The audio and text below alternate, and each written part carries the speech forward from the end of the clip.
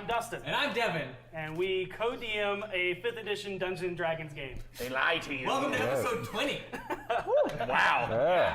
20 episodes. 20 episodes. 20 episodes. I'm still the same character. You're still alive. I'm still alive. How have you survived? All right. No. Quick reminder: those that that donate 5,000 bits or more an episode will get a signed artwork poster of the BFGs, drawn by our lovely friend Marquis Chancey. They are amazing. They are.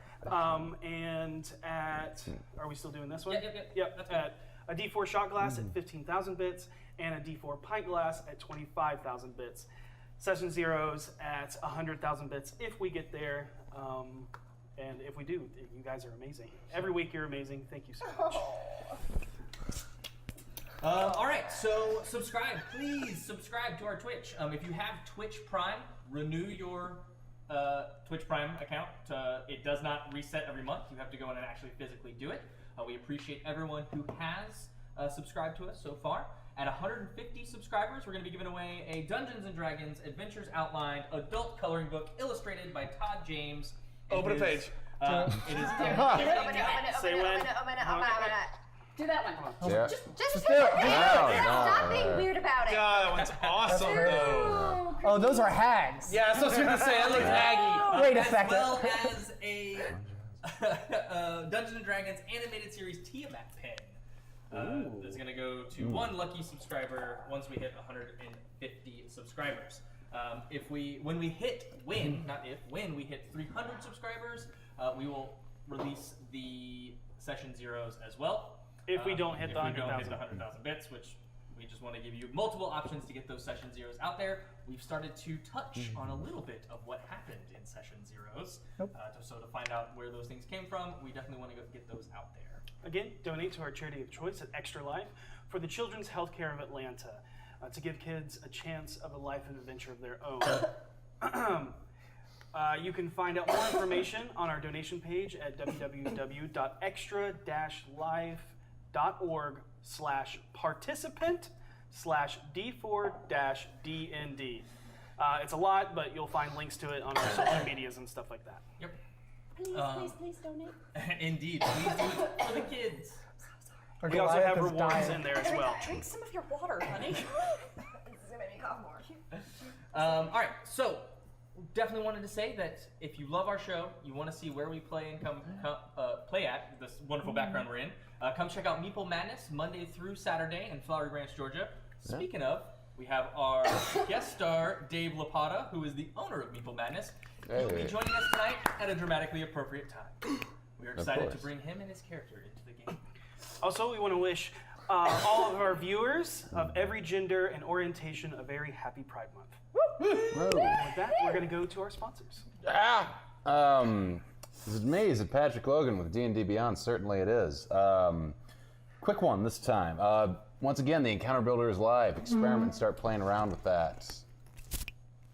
It was the chair! Start playing around with that and really get into that. It's going to be another week before we get to the next chapter of our group of insane water genasi that I want to thank you again so much for making for me. As a reminder of what I need the name of an island, the name of an ancient race, the name of a great treasure, what Narcissus calls his minions, which starts with the letter N, another Narcissus spell that starts with N, and a designed encounter with Narcissus minions with at least one homemade enemy. So get that to me as we follow these water genasi to their inevitable demise in some sort of hilarious fashion, I'm sure. But yeah, Encounter Builder is live. All this is kind of ties in with the Ghost of Saltmarsh campaign, which is out now, I believe. Correct? Yes. Yes. Ghost Yes. of Saltmarsh is out. Sorry, Ghost of Saltmarsh is out. So check that out, please. Cool. And now that's enough for me. We'll pass it on to. Give me like 10 more seconds. Oh my god, I just gotta like get it out like in one big go, and then like I think I'll be okay. So like I just gotta hold on. So this is eating up a lot of time. I mean, this is good. Okay. I'm ready. Are we ready? Okay. Are we ready? Okay. I'll back away. Hi, Katie Downey, aka Goblin Katie, here to talk to you about a fabulous sponsor named Beetle and Grimm's Pandemonium Warehouse. Okay. Oh no. Oh god. Oh god, again. Yeah. Oh god, is it? Okay. Is this what I think it? Should I break my phone out? Oh god! Yeah. They're back. No, they're not. Boy, that is not. Different. That's not the same guys. I know those. How are we going to... Oh no, the lights went out. How are we going to do horrible things to our PCs? Dustin? Well, I suppose if we wanted to do something really cool, we could go ahead and get on board with Beetle. I promise. Beetle and Grimm's Sinister Silver Edition Ghosts of Saltmarsh Box. Or we could do the new Platinum Edition for the Descent. Either way, we're sure to bring in really cool stuff that'll make them sell out. Yeah, there's like props and badges. And all sorts of stuff. How are you keeping it out? No, please. So, where should we go to get this stuff?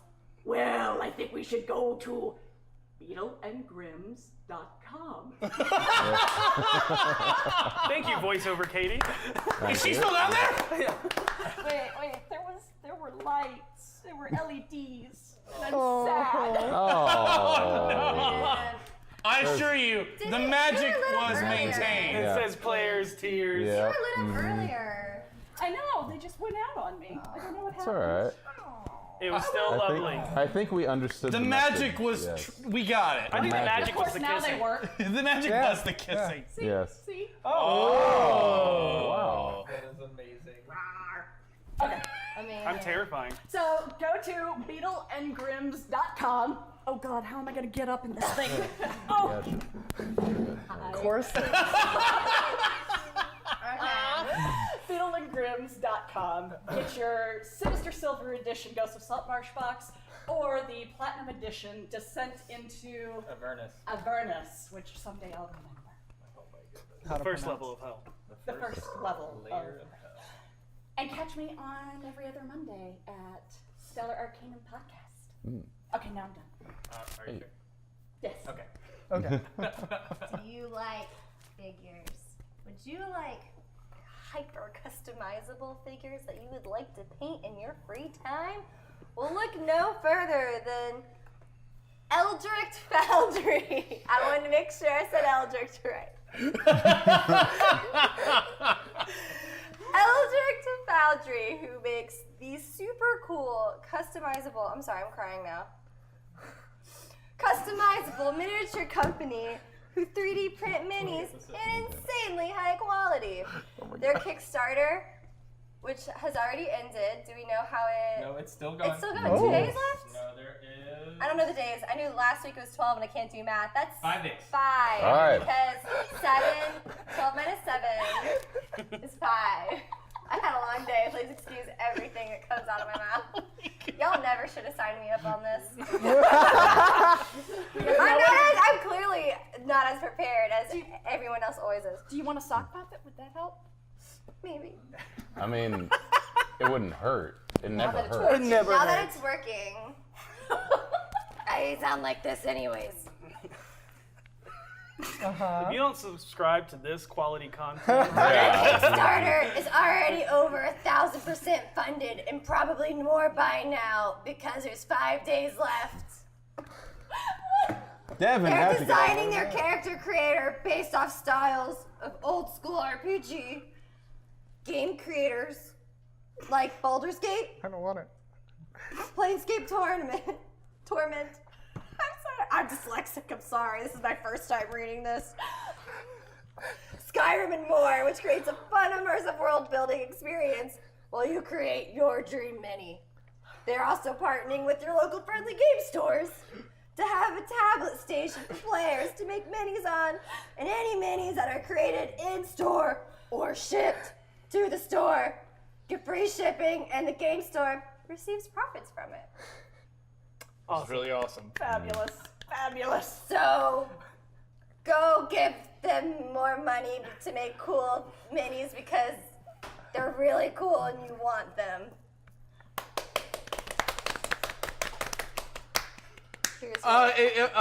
If you like the content like this, Oh, wait. Passing this around. Also, now that the puppet's done, sorry, I disappeared for a while there, but I'm back now. Every Wednesday at 9 p.m. on twitch.tv/thetigerwizard, you can check out me and my friend with our horror comedy podcast, Coin on the Macabre, where we all talk about spooky, scary things, but in a fun, happy way. Okay. You can also listen to on Spotify and iTunes. if you like the content you're seeing here and you want to see more, then you got to check out RockPunch ATL on Twitch or RockPunch on YouTube. I don't have the magic. Yeah, that's all right. That's all right. I know. You rolled like a 7 on your performance. I know, this is terrible. They run all sorts of great content. They're always putting out new skits and fun stuff. They make it all possible, so definitely check out the rest of the stuff they're doing. It's amazing, and you can always check them out on RockPunch ETL on Twitch or RockPunch on YouTube. And remember, join us on the Discord, which you can actually check right now on the Twitch channel. Just scroll down a little bit through the stream, and you should see a Discord link. We are happy to talk with you along with them, so thank you so much. All right, it's my turn. It is. And I'm not going to use a sock puppet because I don't want to be inside either of you. So, we have merch at d4dnd.com. Go out there and check to see if you like any of the shirts, buy them. You got cups, you got wine glasses for the elves, you got shot glasses for the humans, and you got ale glasses for the dwarves. Everything you need. And be sure to keep an eye out because I'm pretty sure we're working on something new. Ooh. Oh, and also Happy Pride. Yay! All right. So I do want to go serious for a moment. The D&D community lost a inspirational and amazing artist and friend whose name is Tony DeMarco. He passed away last Thursday, and we want to dedicate this episode to you, Tony.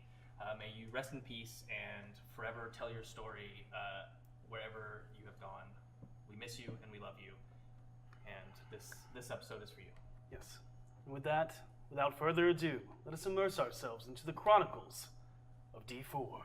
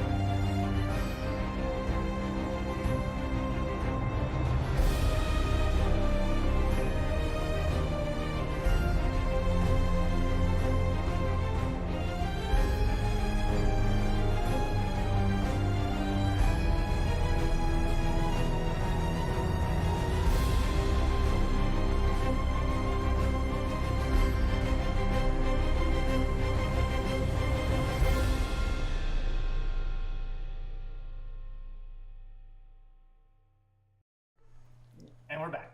Yeah. No more puppets. That you know of.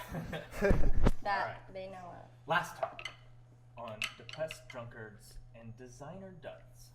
The BFGs were scattered throughout the city. Vaas met with Maloon Wardragon of Force Grey as he was leaving the Yawning Portal. Maloon tells Vaas of an opportunity for work with Force Grey, ensuring the safe conveyance of 3 crates that will be used as evidence of a crime before a magistrate. He tells Vaas that they will contact him with a dock number once it is known. Vaas agreed to do the job for a price of 50 gold and makes his way back to the Never Ember estate. Meanwhile, Vinley was at the Blackstaff Tower, seeking help for Harold, whom she believed to be in jail following his arrest at the order of Lord Ellerthak Gathala, Viomiliana's father. She was disappointed to hear that her request for aid was denied, but disappointment soon turned to excitement as she received a tour of the tower from Aiden Ozul, the tower's premier student in the art of necromancy. After some discussion, Vinley decided that it was best that she learned as she served with the Grey Hands instead of enrolling. The Grey Hands are an organization of magically talented individuals who are charged with facing threats to the city and that the Watch was ill-equipped to combat. Saesha, meanwhile, was buried deep in books and scrolls at the Font of Knowledge, researching the Waterhavian laws and how they applied to crimes. She also spent time learning more about the nature of hags, specifically green hags. Among her discoveries was the story of a hag that had previously lived in disguise in the BFG's new home, Trollskull Manor, running a makeshift orphanage. It was said dozens of children disappeared while under her care. Vinley showed up to inform Saesha of the situation with Harold, and the two set off for Renair's estate, but not before Vinley paid a lorekeeper at the font to remove the cursed coin she attained at the house of the hag in Waterdeep Forest. Vi returned to the Neverember estate following her visit with the Castellanters, still preoccupied with worry for her best friend. Renair, seeing her concerns, offered to spar with her in an attempt to distract her. The two proceeded to fight, and Vi discovers their host is a fighter of impressive skill.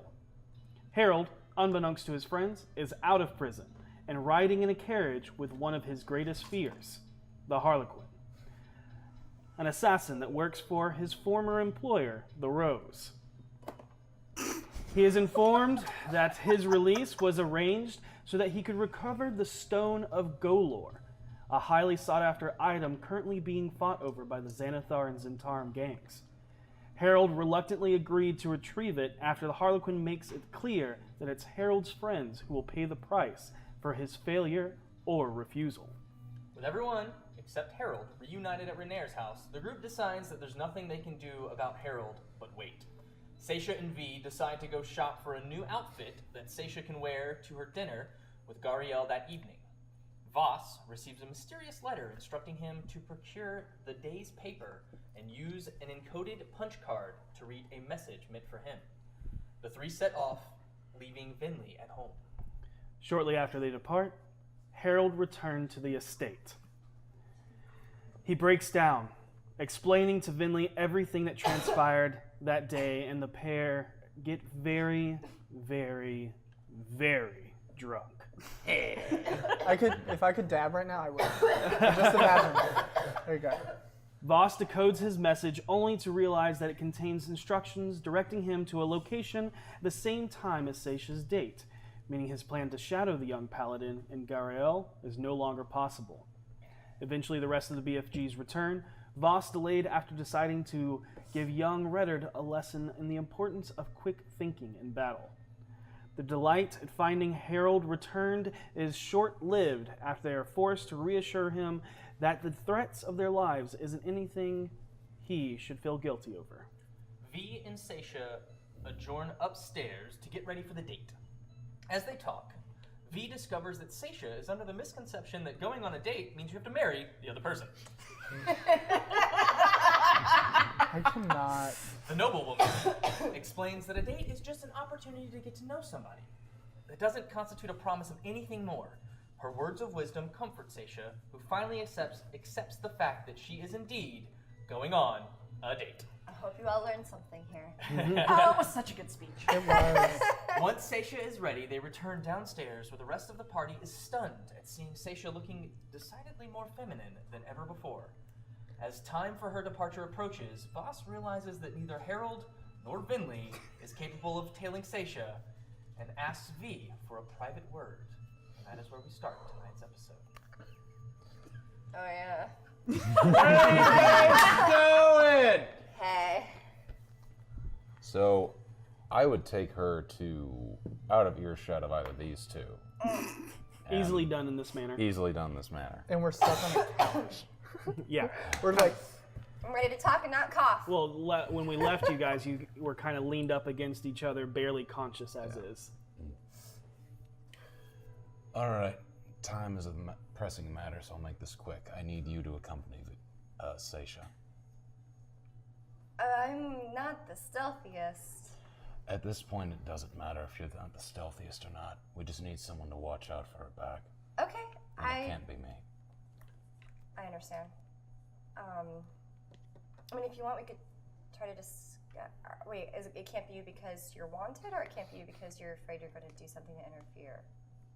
Sure. Yes.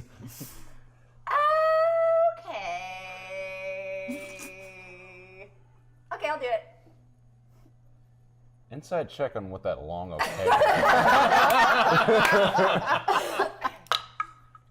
Oh, wow. 24. I think you like Saesha.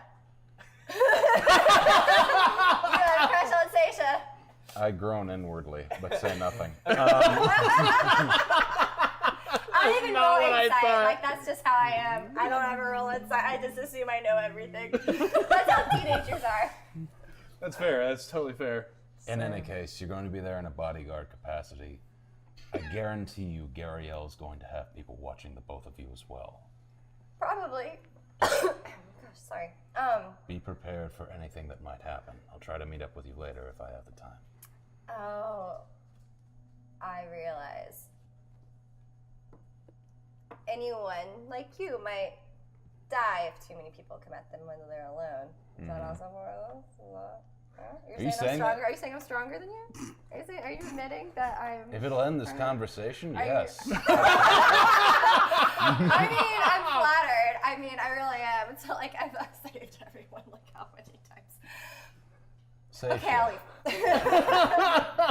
Harold, no, put down the fire pot. I just want to make a fire. He's got this big old fireplace. Why can't I have it? People are...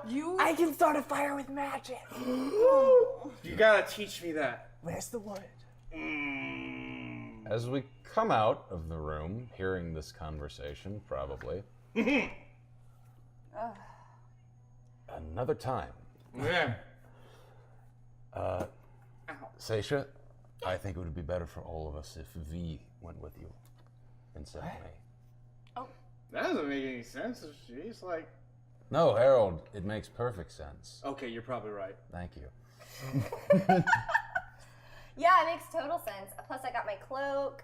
I can do some fun stuff with my makeup to look like maybe a different I may still be Goliath. wanted.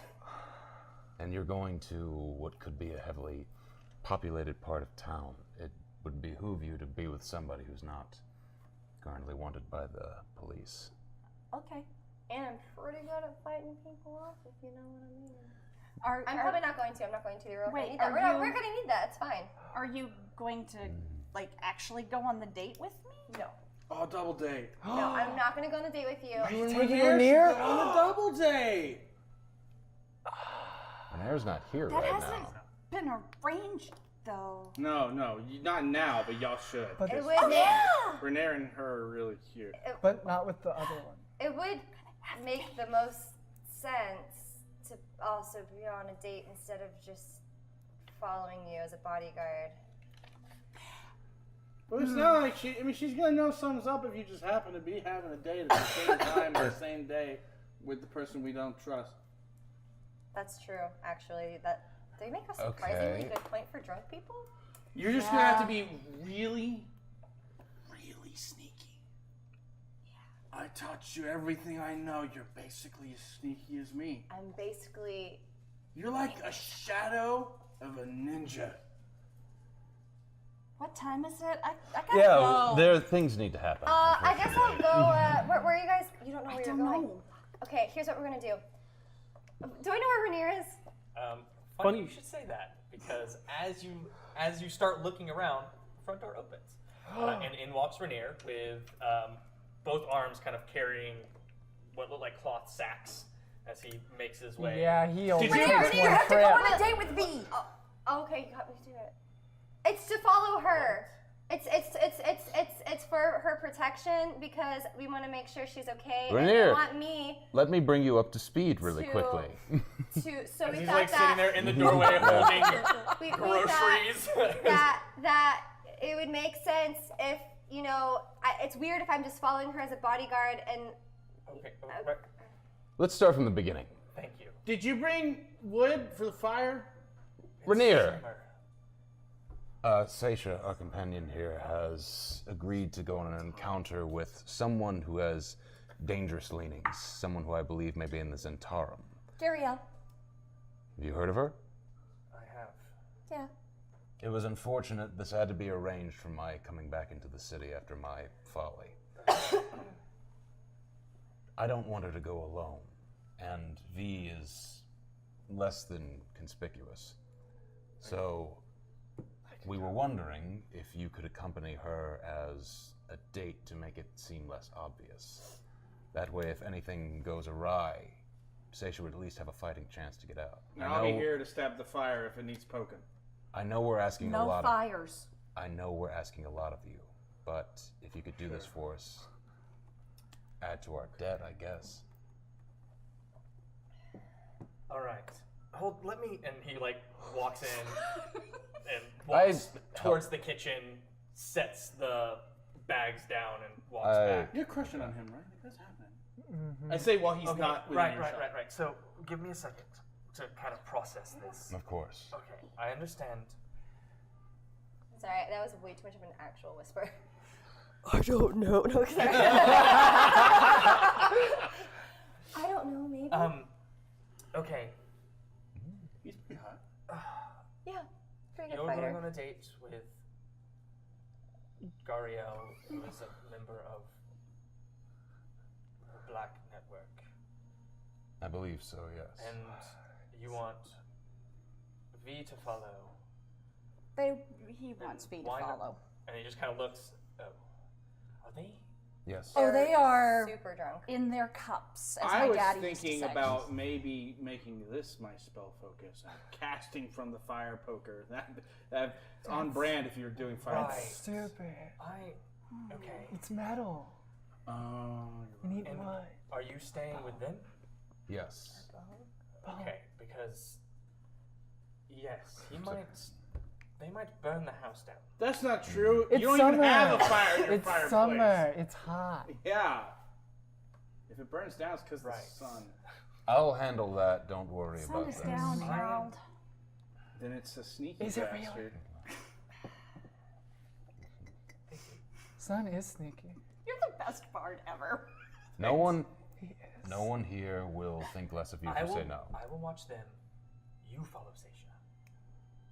I'm a wanted man. But you're blonde now, and some other guy. Okay, I've got to get going. I immediately move to you and say, it's like, what? Oh, you're so drunk. You're so drunk. And I just grab you and just like pick you up. And I think it's like, let me deal with them very quickly. He's so inebriated. I drag you into the kitchen. I dropped the fire poker on the way. Right. I'm not going back to jail. Let me ask you something about Gariel. Does she seem the type that is going to be fooled by the two of us showing up at the same restaurant that you are?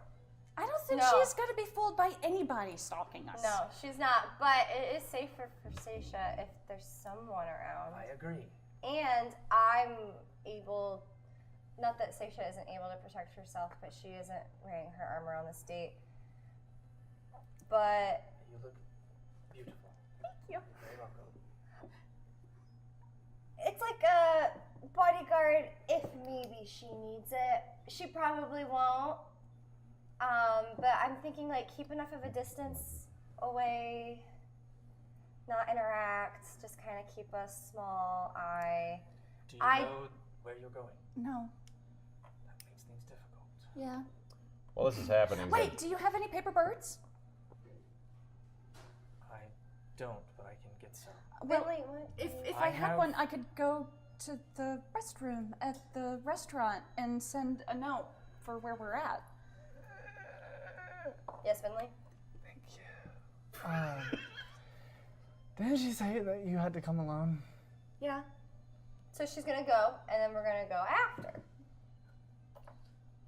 We're gonna follow That's fair. her. What time is it? It's like 6:30. Like you said, it's getting close. You said you wanted to leave at 7. Well, you're there a little early. I'm But- going to go buy a paper bird, Not there. That's a lot. and I will send you a Birds are letter. really expensive.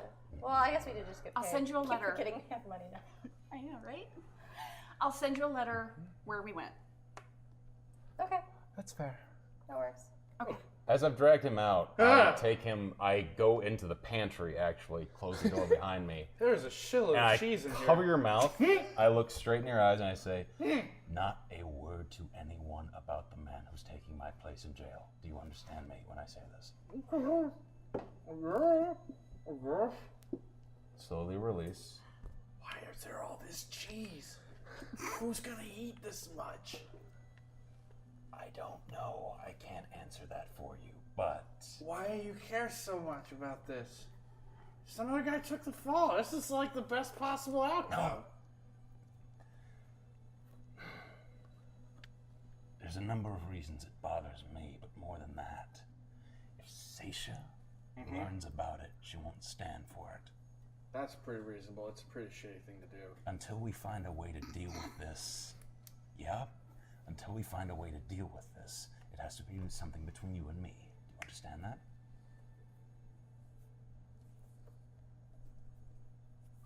It's Oh, there's a fold. Oh, wow. Oh, another fold. It's like origami.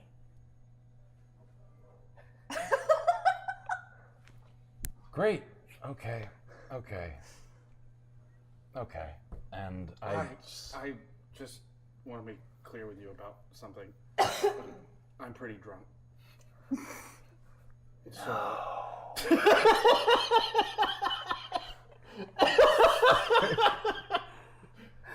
So if I seem a little out of character, that's the booze talking. I am the liquor now. Oh my god. Harold, it means a lot to me that you told me this. Because I feel like you've been holding this in for a long time.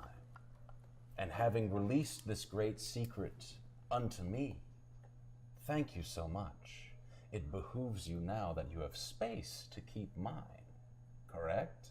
And not a lot of space. My foot's in cheese right now. It's the whole wheel.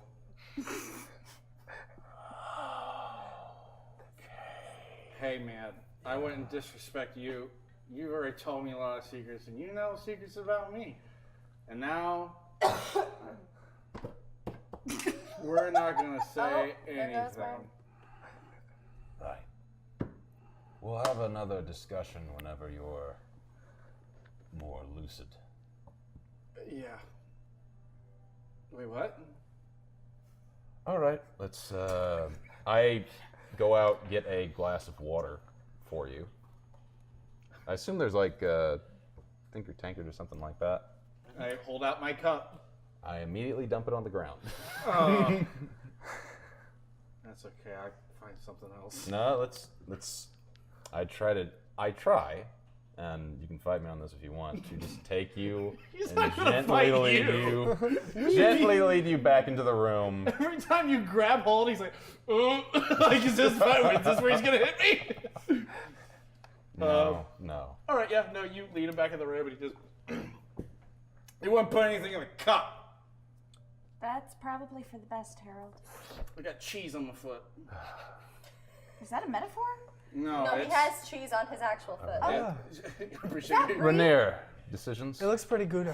It's Gouda. I'm gonna go buy paper birds, Gouda isn't and that I'm gonna send a squishy. paper bird. Let her know where to go. got I stuck. unfortunately, I don't think I can because I have other obligations tonight. I understand. But I can send someone to make sure that they are okay. I would appreciate that greatly. Thank you. I feel like we're really assuming something horrible is gonna happen when we have no real reason to. Best to ensure that if something does go wrong, that we're prepared for it. Okay, Is that alcohol name still on the one floor? thing. Jesus, how close It were was you? just water. No, it's the alcohol we were drinking earlier. Oh, Is that's there- gone. It's gone. Okay, it's gone. Just making sure. Oh yeah. You know what? Never mind. All right, I'm gonna go ahead and go since I've got a stop to make on the way. Hey, All right. Have fun. You Herald? To be clear, I've already casted And if- mage armor on And her. if she tries anything, mercilessly kill her. Yes. I think that's a bit of an overreaction. Assuming she's trying to hurt you. Yeah. Be safe. I will. Have a good night. And don't trust the sun. That shit's burning stuff down all over the city. Have fun with that. Renair's like, I will. no. You're wrong. What's wrong with you? No. Usually the best way to deal with drunk Harold is to be drunk too, but I don't get that option today. Next time. V, Will. I'll go with you until I have to break off. You have to go somewhere? I have other obligations tonight. Oh, okay, yeah.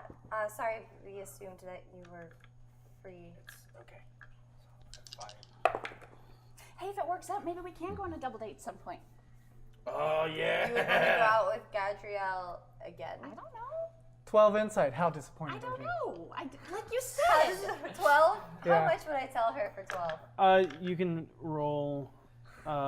Deception. Well, yeah, Power persuasion roll, or I guess. deception, and then whatever that is, you can say how And I you rolled feel. at disadvantage.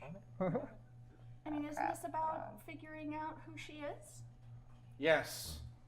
Just tell me if Alright. she's demonic. I'm fairly disappointed. I give him a look. Like, All right, I gotta go. Bye, guys. Bye, be safe. Bye. Bye. Let us know Oh my where God, you we all go. love See you you. later. Bring me back another one of these mugs. lavender. Absolutely not. Don't do Okay. that. Please don't do that. Oh wait, no, sunflowers. Okay. You don't need to bring back anything but you. Okay. And Completely Out the clothed. door. you Or 12 get a babies. carriage. And I'm gonna get a nice carriage, not like super Why fancy, 12? but not like run down. Mhm. And then I'm gonna go buy some paper birds. Okay. All right, you ask the stagecoachman to take you to somewhere to buy these fairly common magical items. You stop somewhere, and it is 25 gold for. 4 pages was it? It It depends. varies Ah. for every pack. Oh, yeah, it is 4 pages this time. Ah. That's a lot. Yeah, it is. Holy crap. Yeah. But you guys are all. Listen. No, I understand. And then you make your way. The rest of you, what are you doing? And so I never tried to sew again because I thought the first rash was bad, but my rash was so much worse. I turned to Rainier. So, do you have a basement or place where there's no windows? I do actually. Harold. Yeah. We're going on an adventure. Yes, finally. Finally, I feel like everybody's been waiting for the moment where me and you team up and do something. Finley, come with on our grand adventure into There's a training pit. the training pit. I'm ready for training, sir, Captain. Let's go. Let's do it. So much to be had. Ready, Your Honor. Always just put them upstairs and tell them to go to sleep. They probably should sleep. I don't trust them in any place that has windows. Oh, wow! Boss really thinking ahead. It's exactly what I was gonna do. When he was like, a place with no windows, I was like, Boss has dealt with your type as you go before. down, it leads to what looks to be freshly disturbed. Actually, there is a couple the stick dummies, the training dummies that are padded, various weapon racks of blunted weapons. Dust covered, but you see a lot of just your passive investigation can see there's scuff marks and shuffles through the dust. It happened fairly recently. Yep. I'll stay down here and watch them for the foreseeable future. You two will probably head out soon. You can't speak Elvish. In Elvish, I say, Oh my God. I think Vaas likes you. He takes you everywhere. it's speaking in Elvish. I think Voss is desperately trying not to kill me over something right now.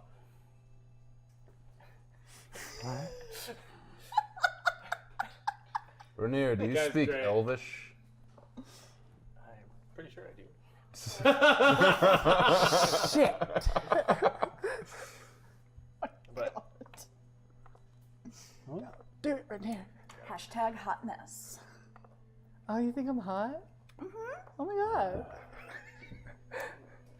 Totes my goats. Oh my god, my charisma's -1, but thank you. It's all in intelligence. Yeah, it actually is. Yes. Don't you dare. Right, I'm just gonna leave you. I'm gonna go up to V now. don't you worry. And I'll be down here training hard, getting ready for we the gonna next fight? big battle. No, absolutely not. I draw both my ones. Please don't. You will kill me. No, I won't. So you will hurt me. Yeah, I will. See? It's okay. I'll keep an eye on her. I get a box, sit on it, and wait. I look for the biggest axe I can find. Oh shit. I want to pull the axe that looks the most like V's off the wall. Oh no, if you can lift it. I was about to say. I don't think I can. so as do you care to go for a walk? Yeah, sure. I have to send a message. Okay. And he'll lead you out. And as he opens the door for you, and he flags a carriage. Why is Vaas acting so weird?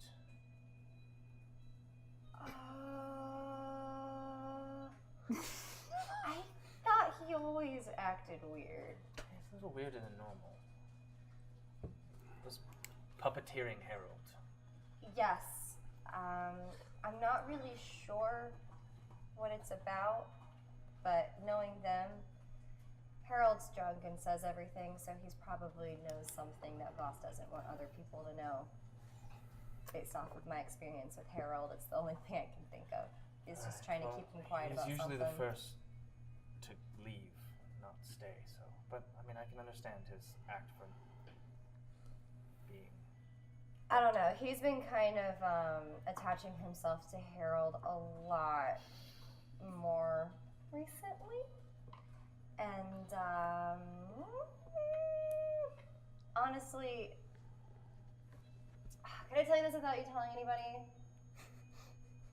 Sure, of course I can. Anyways, basically, I'm not so sure Vaas is such a great influence on Harold. And like, Harold's my best friend, and like, sometimes I feel like, I don't know, like, they're becoming closer than we are. Don't think that. I'm sure it is. I mean, I understand like the male bond is different and special, and I don't freaking know, but I don't know. I can't help but feel like they connect on a way that I never can. They're both liars. I haven't seen much or been around you and Harold or Vaas and Harold, so I don't really have anything to go on, but don't sell yourself short. From what I have seen, what you and Harold have is special, and don't cloud your eyes. Okay. But talk to him. Okay. The best when he's sober. Right. Yeah. When he's sober. You seem a little off. Are you okay? A lot going on. Okay. Is anything... I don't come to this house often, among other things, but That's why it seems barely lived in, I'm sure. yes. There's also no working staff, I noticed. For such a big house. My mother left it to me, but my father's spies are constantly watching it, so Oh. yes. Are we okay? You're fine. He, as he gets in the carriage, he says, "Zephyr's Post, please." Wait, so where do you usually stay? Taverns. Wait, I'm sorry. So you live here, but you don't normally come here? I own the house, but I don't live there. You live in taverns? Yeah. You just stay the night. Why don't you get a place of your own that feels more you? I like people. Okay. I like being around people and listening to stories and hearing things, Well, maybe you could listening to music. sell your manor and then, buy like a place that's fit for maybe more one person and, it's around more people so you can be around more people and not so far away from everything. It's the only thing I have left of my mother, aside from her locket. Okay. But you don't like staying there. I don't like my father knowing what I'm doing. That makes more sense. So as the carriage goes, it comes to a very familiar alley and street, and you see a almost like over 3/4 of the way built tavern that you own. As he steps out and says, "I'll be just a moment." Okay. And he tells the driver, "Wait for me. I'll be right back." And he actually runs up to Basically the fire escape. the fire escape of the building.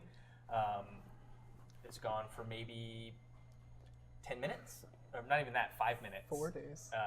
Gone for 4 days now. And then he comes back down, and as you look, you actually see a bird fly off from there. And he comes back down, and he says, "All right, I sent word. Once we know where they're going, we're going to actually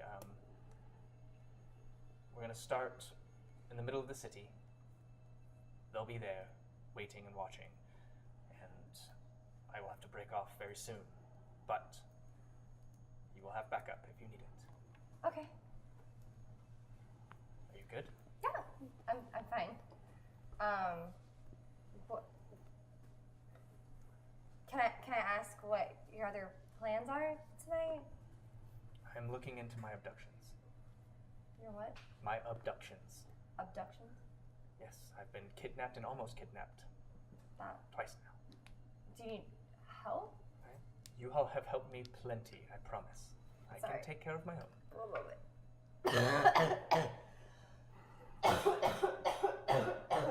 Turn of the cough. It came back. I'm sorry. Such a dainty cough for a Goliath. There you go. Sorry. I'm back. So he moves forward and actually goes to the market, please. And you make your way towards the edge of the trades ward, right at the edge of the castle ward, to the open market bazaar, and it's pretty much dead center of Waterdeep, and basically waits there and kind of waits for a message from Saesha. Anybody else do anything before we get to Saesha? So we're all down there. Do I hear the moment they leave? Yes. Okay. I wait about 10-15 minutes, watching Harold pick up an axe, or try to. And falls backwards. Yeah. You see that? I had it for about 2 seconds. Mm-hmm. Yes, I'm very proud of you. Okay. How drunk are they? Oh, Harold is beyond 3 sheets to the wind, and Vinley is your typical plastered drunk. But Harold is like, he should be throwing up. For some reason, he's not. Is there a lock on the door that we came in? Not really. Not for a training room. Is it open in or out? it opens out. I have to pee. That makes sense. I do too, really. I go out. Door opens out. Correct. Back into the hallway. Yep. I'm going to try to bar the door, using whatever I can find, either a chair or find a chair. Yep. Easy enough to wedge a chair underneath it. Go ahead and just give me a standard. We'll call this. Just give me a regular thieves' tools check, just as you're trying to. Ugh, not great. 11. Okay. All right. So you wedge it under there and give it a couple tugs, and yep, that's good. Sounds like the door stuck up there. Huh? I don't know. I forgot what I said. I throw sand. I get covered with sand. I go back. I go back up. Front door. Is it locked? Not currently. I lock it. And I would like to go out the nearest available window. Okay. Actually, second floor. Okay. Go out the second floor window and climb down. Okay. Give me an athletics check. Yep. While Harold's distracted by the pocket of sand, I'm going to cast Alter Self again and turn into that demon beast again and start chasing him around. Okay. 12. Well, it's good enough. Yep. Yeah. It's clumsy, but you don't fall. Yeah.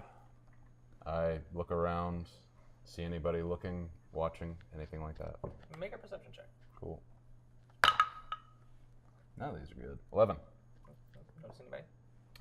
It's nearing the end of the day. The Sea Ward kind of calms down the most out of all of the wards once it starts becoming nighttime. Hood up, Okay. flag a carriage, and I make my way to the Jade Dancer in the Southern Ward. Okay. Okay. And we're going to go on a date. I'm so excited. See, all these fans who've been super excited, let me tell you something. We also are super excited to see what the hell's going to happen here. I want to die. Let's sit back and relax. Saesha, Yes. you make your way down to the Skewered Dragon. A strange place to pick someone up who has implied a night of wonders. The juxtaposition of how you are dressed and the shithole you are arranged to start your evening dinner outing is not lost upon you. As you get to your location and you exit, you see that you don't actually have to fully exit the carriage, as Gariel herself is waiting for you, patiently leaned against the bowing wooden pillar holding up the disheveled awning. The sunset of pinks and orange light playfully mingling with the clouds that mimic the crashing waves of the ocean silhouette the dark and foreboding bar with the anchor as a roof ornament. As she walks into the light towards the carriage, her hips sway back and forth with every step as she crosses one thigh-high laced boot, black leather boot in front of the other. She has not changed her attire and is still clad in her sultry, loose-fitting blouse with a plunging neckline nearly reaching her navel where it is tied into a knot by its ends. Her waist covered by a series of overlapping, ornate sashes wrapped tightly as if they were an underbust corset.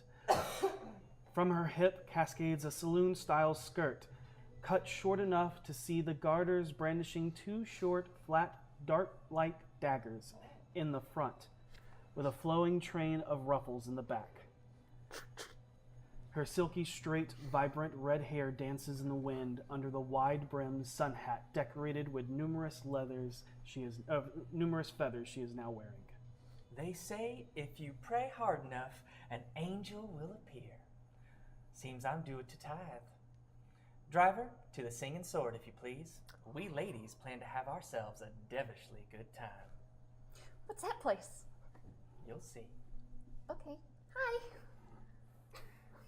As you take your seat in the carriage, unsure of what the night entails, you are now staring face to face, only inches apart from a very intimidating woman. She leans back into the seat and crosses her legs as she runs her foot up the side of yours. My apologies, miss. Miss? What? I don't think I know your surname. Valispard. My apologies, Miss Valispard. These carriages are so cramped, leave so little room for arranging oneself to be comfortable.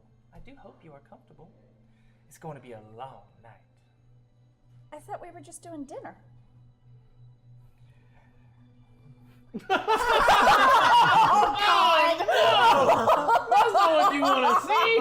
With that, she pulls a flask from her other garter, the one you don't see. Murder. It has a silver polished but well-worn flask with the etchings of a mermaid bound in chains. She opens it and before taking a swig, offers it your direction.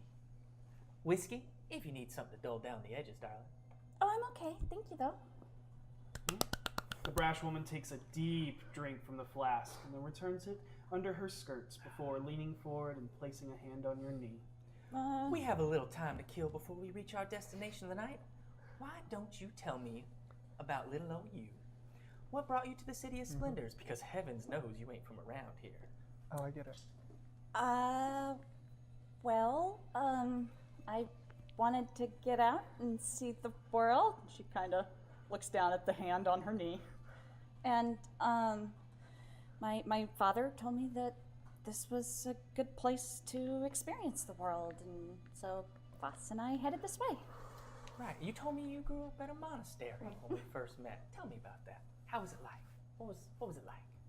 It was She removes her hand. interesting. We, it was just me and my fathers, and, well, I call them all my fathers. I had one father, and then there were 2 men there who kind of helped raise me, so I consider them fathers. I read a lot, and I just sort of passed the time. You poor thing. Growing up so isolated when the world is so beautiful. Anyone can read books, look at paintings, tell stories. But it will never beat seeing something firsthand. That's what I aim to do tonight. Give you firsthand real life experience. Murder. Okay. Tell me, what do you love most in the world? Oh, God. Ogma. Fair enough. What are your biggest dreams?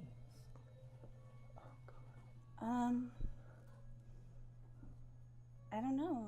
I guess to... I used to want, I don't know, things have kind of changed since I found out about what I am.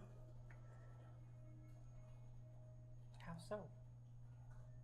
Well, I had things that I wanted, but they're not really an option anymore, because, it's not like my kind really get to settle down and have families. We seem to always get called to a purpose. Maybe your purpose is family. I would like that. She pats your knee. So would I. A family, that is. One day. You want to have kids? I never would have thought of you. Maybe as... one day. Oh. You never know what the world has for you out there. This is true. It's kind of what I'm finding out now. Tell me, what have you not experienced that others would consider mundane that you hope to experience one day? Oh.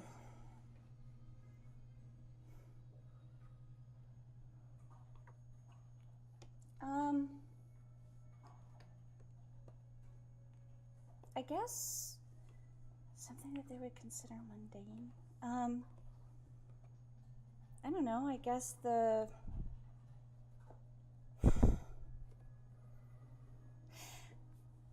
I would really like to, at some point, be able to stand on the top of a mountain and feel the wind in my hair, and then take flight and not be worried about the fall. But I guess that isn't really mundane, huh? It's mundane enough in this world. There's a lot of magic. There is. Yeah. Maybe someday when V gets good enough, or Venli gets good enough, she can cast a spell on me so I can keep flying. Maybe. Something. Oh, I know. I would like like to actually be able to gallop on a horse. You never ridden a horse. I'm gonna cry. Very well. I'll keep that in mind. What about you? Oh. There's a lot of things I haven't done in this world. But we can talk about that over dinner. Okay. It's about 30-40 minutes of this conversation, you chatting, until you feel the carriage stop. A beat goes by. What do you do? Is this it? Yeah. Okay. I'll open the door. Gariel lightly touches you below the chin with a single finger, a thumb pressed lightly below your bottom lip. Where's my wand? Not yet, darling. Let the man do his job. We are queens of our world tonight. Don't let anyone ever tell you otherwise. She Okay. I can get behind that. It pulls the finger away as it drifts slowly off of your chin.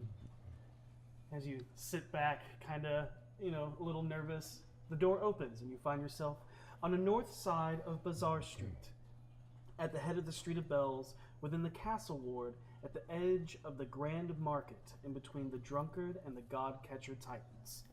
Before you is a 3-story building of silver and gray stone stacked between blue wood beams.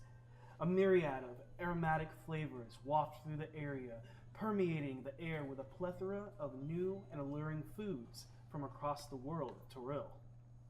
The sounds of patrons laughing and singing along with a hauntingly beautiful baritone voice.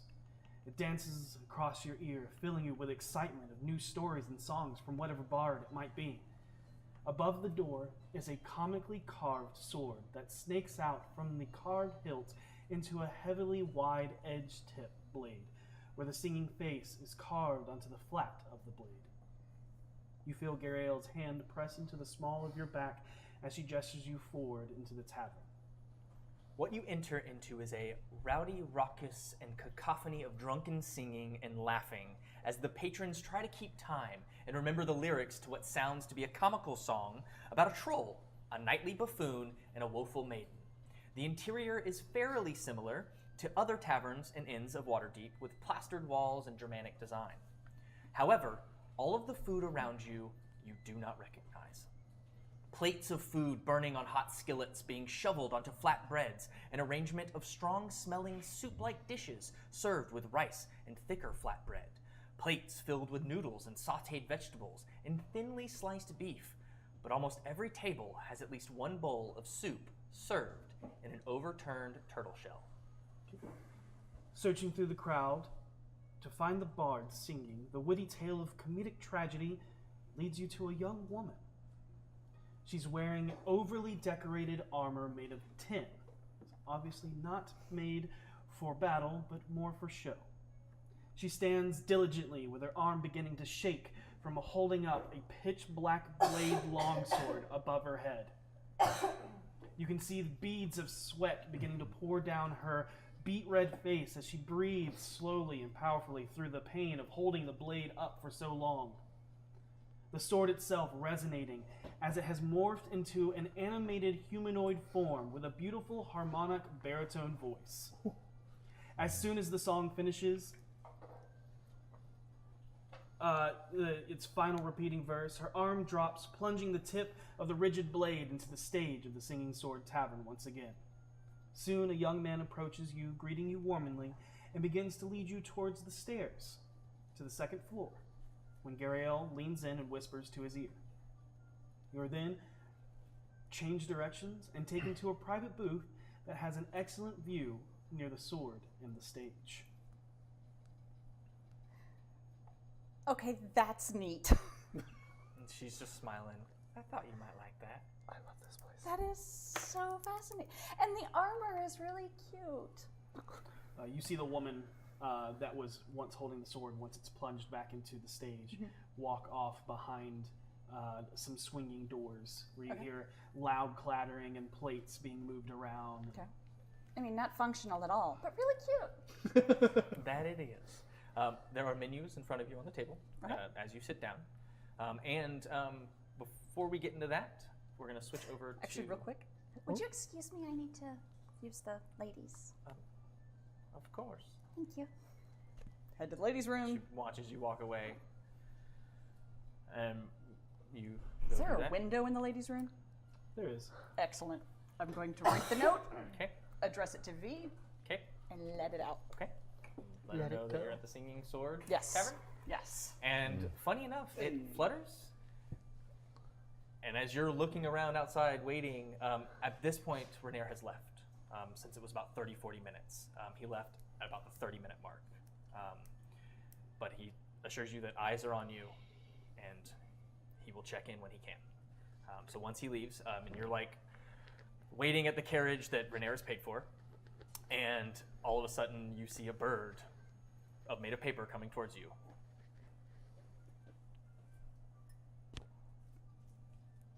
Sorry. It's okay. It lands, it opens, and you see the Singing Sword Tavern. Singing Sword Tavern. Go ahead and make me a history check with advantage, because you are from Waterdeep. I like to tie me. For history? Yep. 18. You were very familiar with it. You've never been, but you've always heard about it. And You also know that it's in the market. and it, in fact, You're in the market. it's literally right there. Oh! Yep. Well. Alright, so I'm like, should I go in? Should I not go in? I know. And I I'm so excited. go to the back. And is there any like kitchen door or anything in the back? So the way the market is it's literally, think of a bazaar, but the buildings are all like townhouse style. So they're all interconnected. There's a few alleyways in between the buildings. Yeah, but you can go behind it You still, can. though, so I'm gonna do that. And I'm gonna walk down. So you There's leave the probably carriage. People taking trash out or whatever, and I'm just Yeah. okay. And I try to find what I think is the back of the Singing Sword. Make a perception check. Oh my god, please. Hey. Nice. 20. 20? Well, dirty 20. Okay. And you make your way to the front. You find the singing sword. Mhm. And then from there, you make your way back to the back. What you find, as someone throws some trash away and then goes back inside, you find the door, but it has no handle on this side. And you saw that it opened out, Okay, okay. which is very common. It's very common. And it locks automatically, like with magic? No, that you don't know. Because you could try it You could most can certainly open. try. Do you want to try? Yeah, I'm gonna see if I can try to like. Are we gonna have to bail another party member out of jail? No. Okay. It's fine. No. No, it's fine. This is when she rolls the 1. What Right. do I roll for this? Go ahead and make me a dexterity check. Just straight dexterity. 18. Right? She's rocking Fingernails. it, man. Yep, Fingernails. You get your fingernails into the latch that's over where a door handle should be and start to pull it open. As you go to pull it open, it is indeed locked. Not magically, mechanically. They literally, okay, because they go out and out that door all the time. And Just quick slide.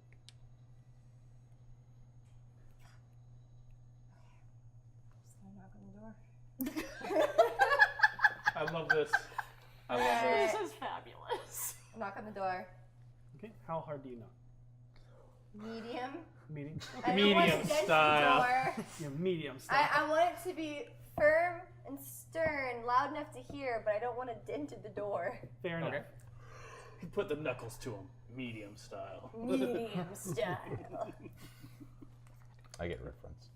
Okay, yeah.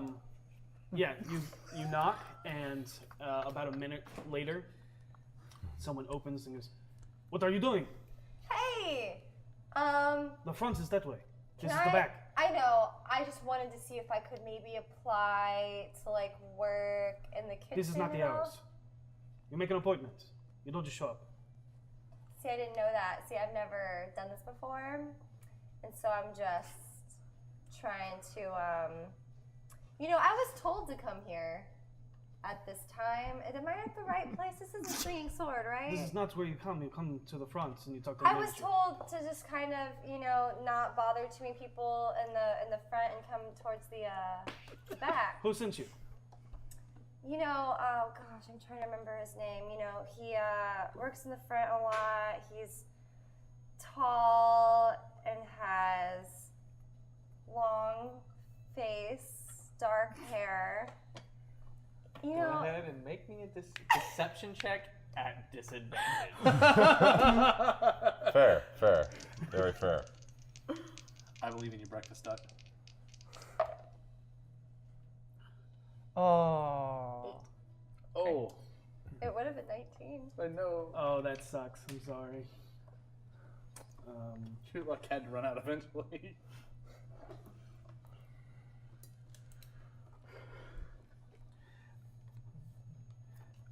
And he goes, I do not know who you talk about.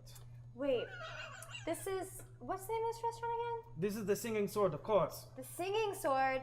I thought it was the Swinging Sword. There's no such place. What is wrong with you? You know the name of every restaurant in this entire city?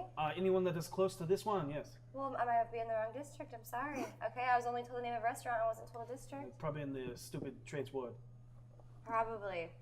All right. Well, sorry to bother you. Go away. Or I taunt you a second time.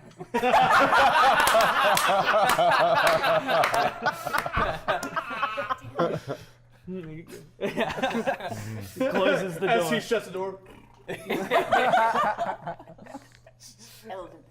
Okay. God. All right. Okay. So I'm gonna go back to the front. Dick. I'm just gonna. I have my. I want you to go knock on the back of a restaurant. Continue. You go back to the front. I go back to the front, and I don't really know what the employees or anyone looks like in there, so I kind of look through a window. In Okay, the that's front easy enough. Make a Yeah. To perception see check. what anyone looks like. Mhm. I'm just picturing. So 18. You look in there, you can see that they're wearing peasant-style shirts with under bodices and flowing skirts, and they all have a pair of metal bracers on, and a gorget. That's very specific.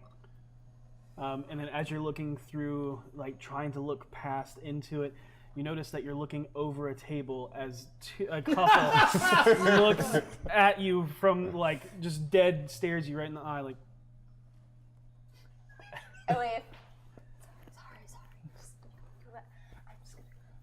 gonna. Okay, and then I just kind of like waltz inside. And I'm gonna stealthily waltz inside. Okay. Stealthily waltz. I've done this many times. So 20. So I dirty 20, stealthily waltz inside. Okay. You try to make yourself inconspicuous as possible. All right, I turn my cloak into whatever I think is most inconspicuous, which is probably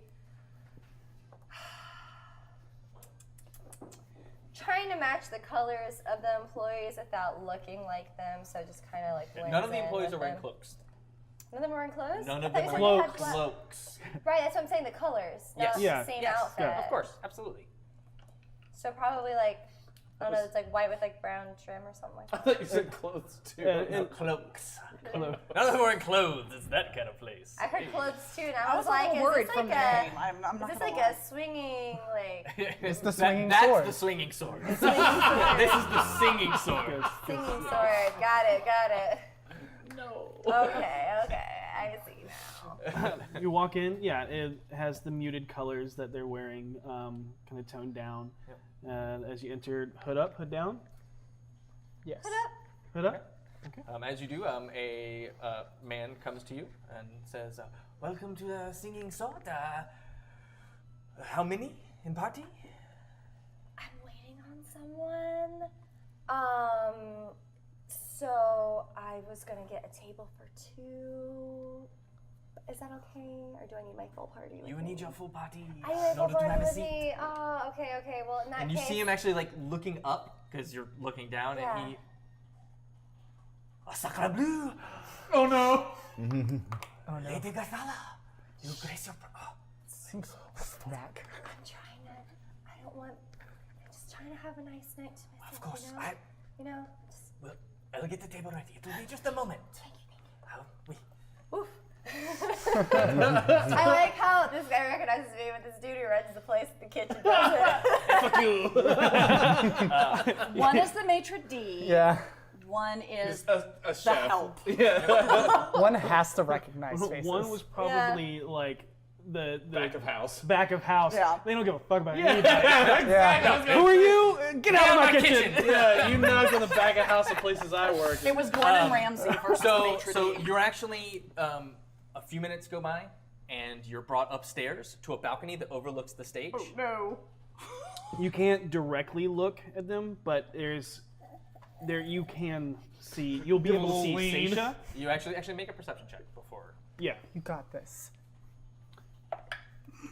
So 23. Yeah. Natural. 20 Natural. noise. Natural. Oh, 20. natural. Oh, yeah, for sure. You accidentally spot them in a booth, kind of just off the stage, and you have. Yeah. You can't see Gariel, but you can see Saesha from your vantage point. Nice. Nice. Alright. When you come back from the privy, there is a bottle on the table. Okay. As you sit down, she pours you a glass of what appears to be a red wine. Sets it in Yeah. front of you, and then kind of as motions to the menu. Order anything you like, darling, but I suggest the house special. That turtle soup is to die for, and it will be and then resurrected into a world of flavors. Okay. I'll go with that. And server comes up. You order that. She actually orders. So just so you know, on the menu is turtle soup, house special, cockatrice fajitas, jaculi curry and rice, fire snake lo mein. I wonder if these are in my cookbook. I have a cookbook named Biblio. You have a named cookbook. Yes. Well, he's a mimic.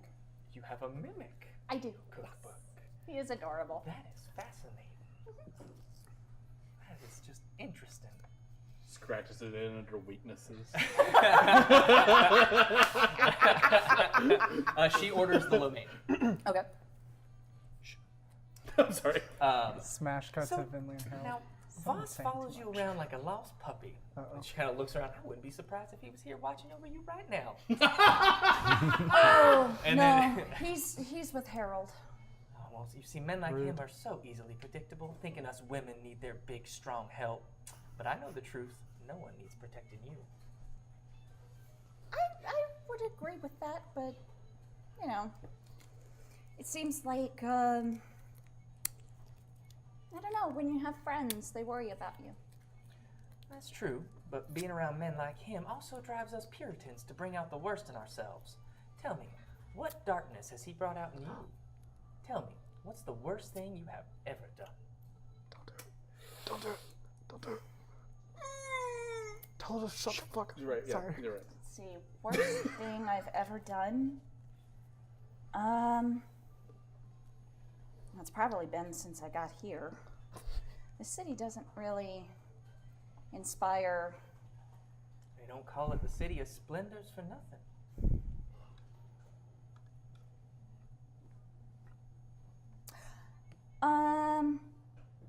I guess I inadvertently desecrated a grave. Do tell. Well, we had to get this grave dirt, and I dug from the wrong grave. I didn't realize that we were supposed to go to specific graves. I thought it was just general graves, but it was specific graves, and I didn't realize I wasn't at the right spot. And it was bad. Might have. So, possibility of disturbing the park at the City of the Dead? This That giant is- thing made of tombstones. Pardon my French, beat the shit out of me. Fascinating. That is. I didn't know she knew French. That is quite naughty. Yeah. It was. So, what do you think of this place? Here? Yes. I think it's fascinating. I love the singing sword. That was really neat. You know, it's rumored to be older than the city itself. Really? Yep, created in the forges of the Netherry, and yet its magic has never failed. Once an hour, one of the staff dons the armor and hoists the sword into the air for it to sing. They say that the wheel of the wielder determines the song, and anyone who walks up angry or bitter, they're forced to hold the sword through repeating verses or second songs as either punishment or an attempt to lighten the mood. Tell me, would you like to be the next to hold it? Goth Morgan and I are friends, so I could easily arrange it. Really? Oh, absolutely. Anything for you. I'd love to. All right.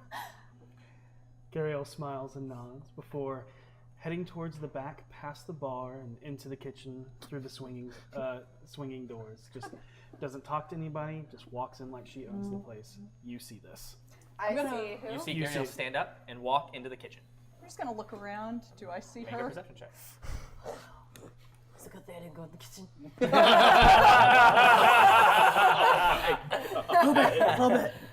That is going to be.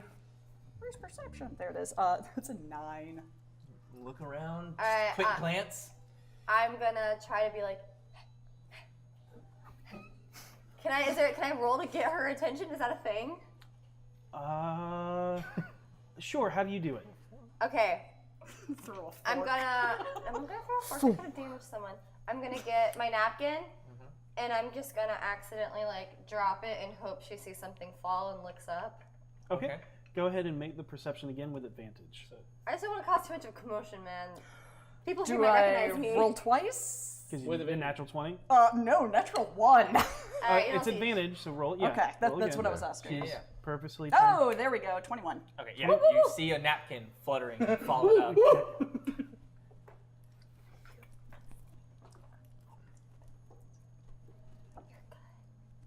They're pantomiming right now. Oh yeah. So anyone who is listening, basically, I'm thumbs upping, and I'm gonna be like, "You good? Are you okay?" I'm gonna go on stage and hold the sword. This is all mimed. And hold the sword, and it's gonna sing. And I think to myself, well, whisper to myself because let's get real. V talks to herself. Thank God I'm not actually posing as an employee. Whew. It's like blessing in disguise. You're gonna hold the sword? Okay, and I guess Saesha Okay. Saesha nods vigorously. vigorously. So a few moments later, you see her coming out, all right. Yeah, you don't see her coming, but Yeah. you're watching Yeah. V, obviously, and then all of a sudden she puts her hood up and then just kind of goes back to being nonchalant at a table. Do I order anything? What would you like? Well, what's on the menu? On the menu, again, is the house special, which is a turtle soup, which as you look around, you see that most tables have at least one of those. There's the cockatrice fajitas, the jaculi curry and rice, and fire snake lo mein, which is the current menu of the night. All right, so And I'm thinking between the lo mein or the fajitas. Oh, gosh. Which would you recommend? Anything you want. It's on the house. Oh, no, you don't have to do that. I'm more than happy to pay. Or just make sure to tell all your friends that it is the singing sword. Of course. I'm going to go ahead and go with the lo mein. I also recommend the turtle soup. It's an appetizer. You know what? I will. I'll get turtle soup as an appetizer. Okay. Might as well. And to drink? I think I'm just going to stick with water for right now. No problem. Thanks. It goes off. Yep. So we got some time for the next show. Okay. What do you want to know about little old me? What do you like to do? I love kill Saesha people. so much. It's like, Sucker this for is a your good one. card game. But you already know that. Yep. Well, when I'm not here, I just want to live a life unchained, free to indulge in all life has to bring. That's it. What's the naughtiest thing you've ever done? Oh. That was poor wording. I'm like trying to read her lips. Can I read her lips saying the word naughty? Can I roll for that to try to figure out what's happening? I will give you a perception check at disadvantage. There Got is it. specifically a feat do this. for that. Got it. I just want to see you do this so bad. Damn. 11. No. Yep. And you're only seeing Saesha's lips. Yeah. Right. I'm trying to read Saesha's Yeah, lips. yeah. I'm just Oh. like, I understand. You're trying, but you have no idea. Yeah. You see the words 12 babies. Again, there I just see like watermelon. bubblegum watermelon. She Peas goes, and carrots, peas and you actually see carrots. her demeanor change. Worst thing I've ever done. Well, I sank a ship of sailors in self-defense and safety of my crew. It weighs heavy on me, and well, it haunts me every night. I'm so sorry. She touches your hand. I need someone to show me the light. Murder. Sorry. Well, I mean, if you want to learn about Agma, I can do that. She pats your hand. I'm happy to listen to anything you have to say. You're really nice. Why are you so nice to me? Why wouldn't I be? Well, 'cause, I mean, where you hang out and you're with the gang and... Now, you should know better than to judge a book by its cover. No, I know, but But I'm nice to everyone. how do you reconcile what you have to do and yet stay so happy? Are you happy? Of course I'm happy. Happy as can be. I have my family. But also, I've lived a life. I've been in the world, I've experienced things, and it shaped me who I am today. I've learned that no matter what I do, the world's always gonna keep on going. So why not face it head on with a smile? I like that. That's smart. Where's your favorite place you've ever been? Ooh. That is a glorious question. There's a chain of islands in the south that, let's just say, not a lot of visitors get to go there. But I visited it, and it is intriguing. How so? It's not on any map, Oh. and there is an active volcano on it. Oh. That's interesting. It is quite interesting. All those words were scaring me. And it's rumored that a living titan lives within it. I don't know if it's true or not, but it was fun to sail around. Did you actually go onto the island? I did. Did you go up to the volcano? I did not. Oh. You should go to the volcano. Maybe next time. Maybe I'll take you. That would be interesting. Could my friends come? See why not? Yay. So I don't mean to there's something I've been wondering about, and you might actually know. But it's kind of a serious topic, and I don't want to be a downer.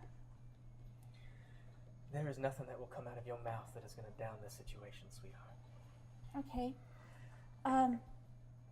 There's this guy that's apparently threatening our lives.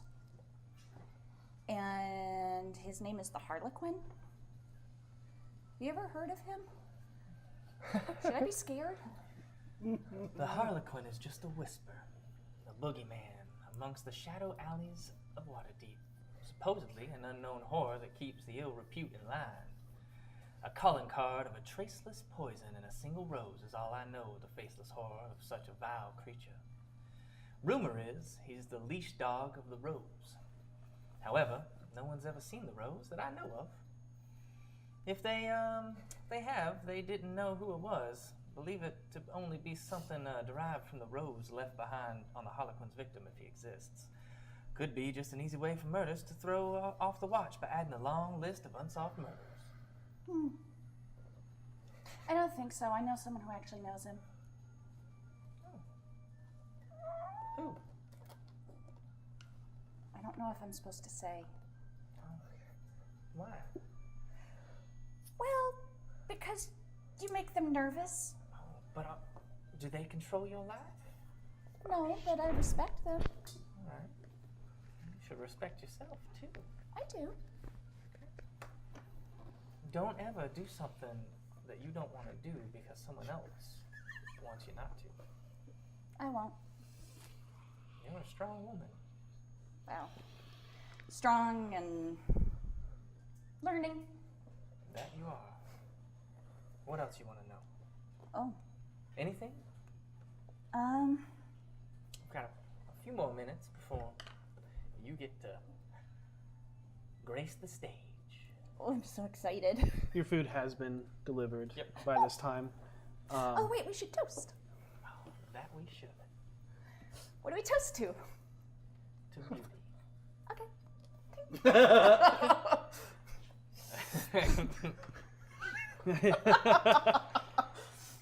Okay. Oh, wait.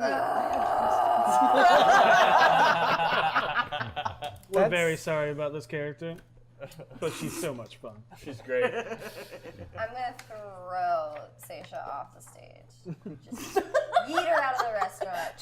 Did you just yeet her out? Yeet her out. That's fabulous. Yep. The turtle. And the V yoink Yep. it The turtle soup actually comes in an overturned turtle shell. That's The bottom half has been removed and it's filled, and there is a distinct reason why it is the house special. As you, the first sip of the broth, it's a flirtation of flavors across your palate, of spices that are sweet and savory with a hint of heat, and the turtle meat is soft but not spongy and chewy. Everything melts in your mouth. It has like a nice butter added to the broth and everything, and it's served with a soft bread for sopping once you've reached the bottom of the bowl. Not enough people respect the sop. You gotta sop. The sop. I mean, the sop is essential. Yep, it's important. Oh my god, this might be the best thing I've ever put in my mouth. We'll see how the rest of the night goes.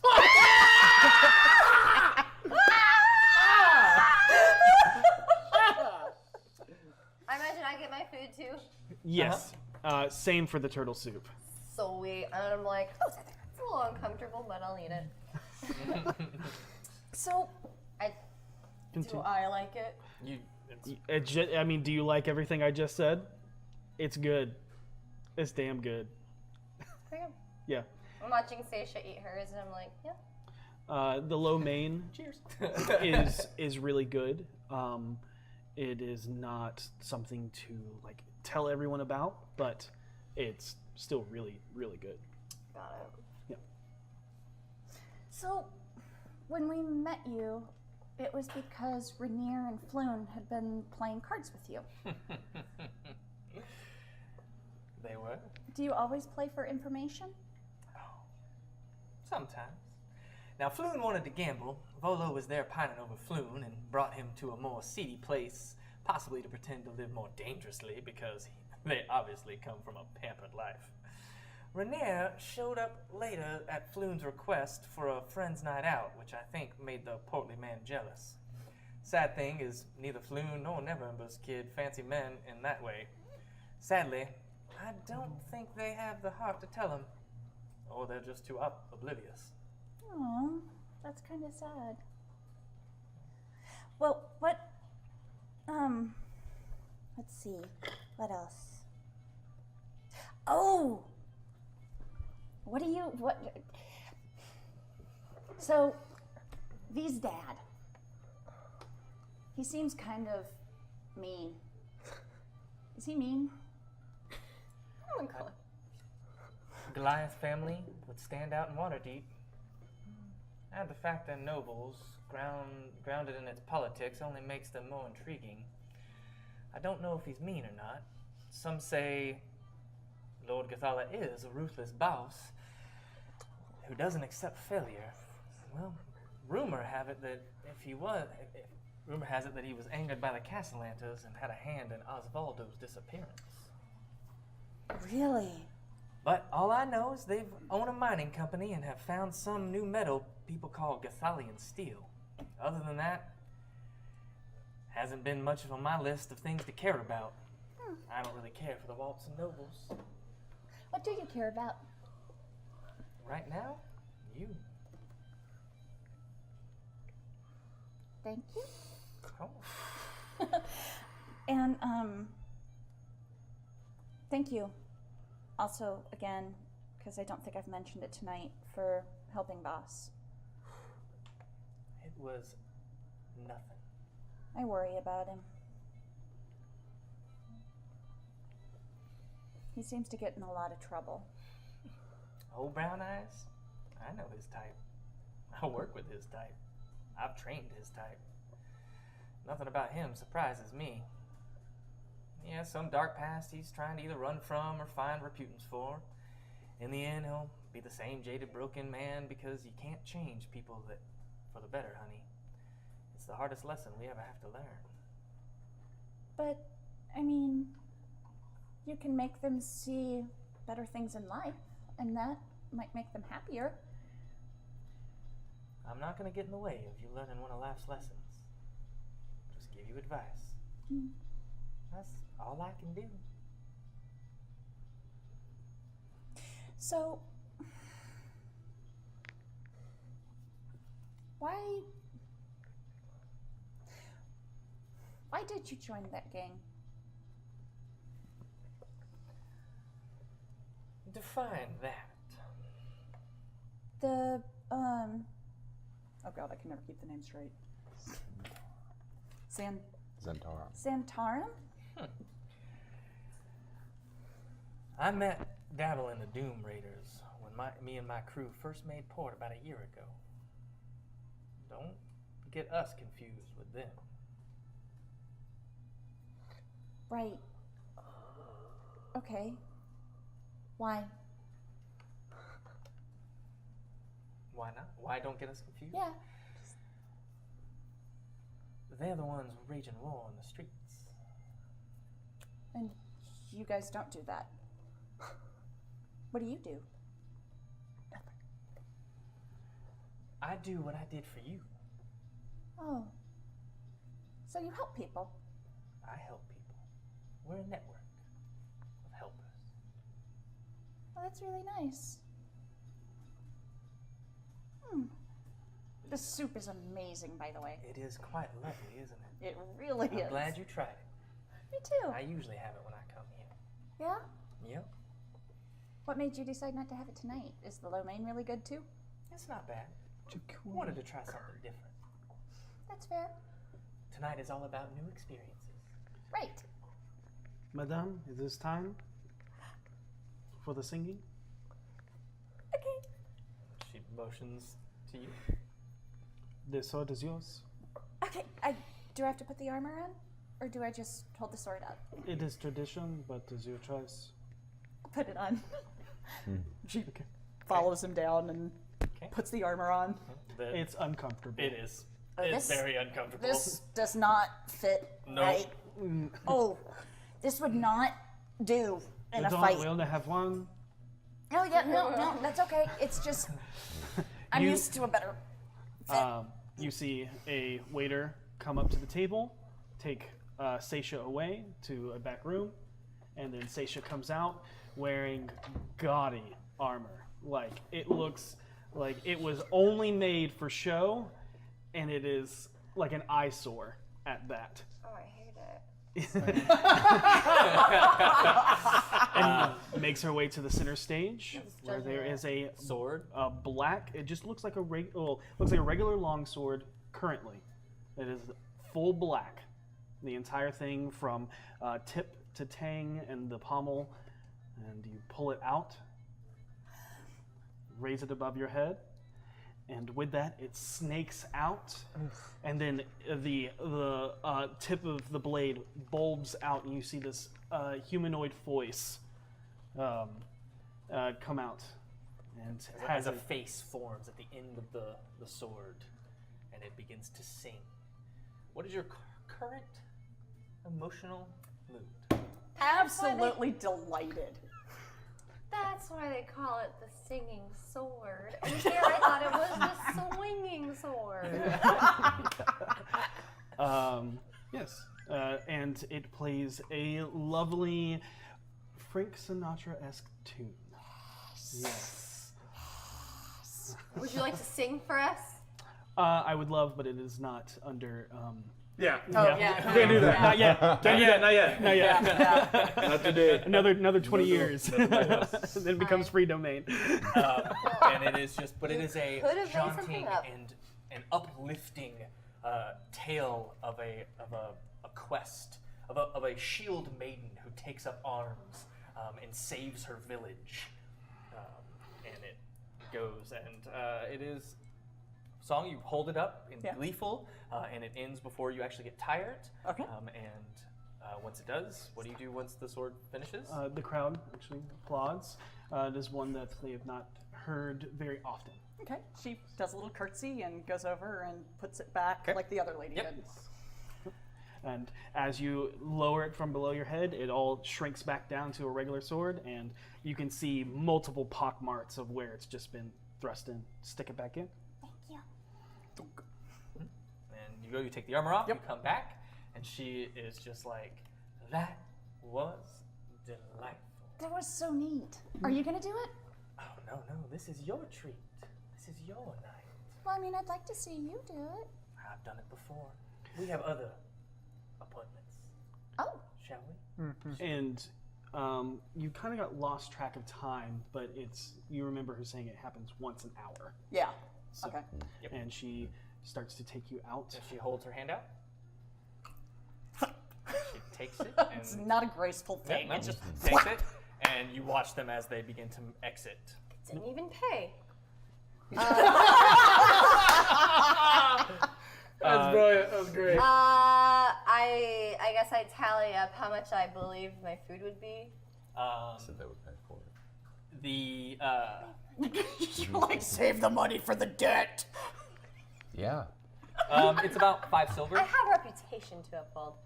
5 silver? Yep. I'll leave 6. Okay. Well, Because they believe I'm still getting money from Daddy, and I'm just going to let everyone still believe that for that as is the long as best. they can. Yes, I agree with that.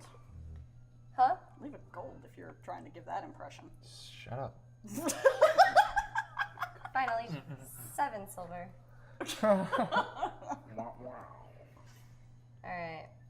I don't know what 20% is in silver. So I believe 7 silver sounds good for fun. All right.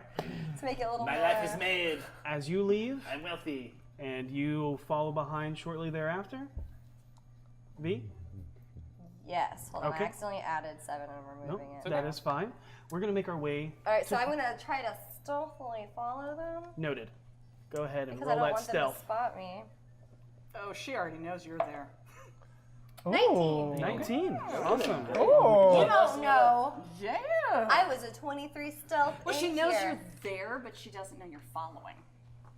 How does she know I'm there? Did she say She's Gabrielle. I think that she senses other people with magic. Ooh. It's my theory. I don't have magic. Well, you're both not there having conversation with each other, so Sure, we're going to cut sure. over the Well, boss. whatever. Katie and me are having a side discussion. The Katie's are sidebarring. All right. Vaas. Yep. You make your way down south in the high road to the trades ward towards the southern ward. The towering stories of the wondrous myriad of shops begin to dwindle down to a plethora of townhomes, stables, inns, and a few small businesses, mostly laid out in the open market like bazaars. The people you see milling about look like farmers, traveling merchants, and hard laborers. You notice more dwarves here than any other ward you've come across. And they all seem to be stubborn as the mascot of a black mule embroidered on a field of red and white of their flags that hang from every street corner. Eventually, you find your way towards the raucous haunt of the young, free, and ardently romantic that ends into an open circle known as the Dancing Court. It lies just north of Slop Street in the Tween Run, the local name of the alleys and buildings between High Road and Way of the Dragon. You, from last time, you remember that the Dancing Court is known for its eerily beautiful moon sphere, and it is not a structure, but an event that's held every full moon, where people from all wards gather together and dance in the courtyard. And in that courtyard is the Jade Dancer. If you would like to roll another history. Sure. Yep. 10. 10 for the Jade Dancer. Yeah.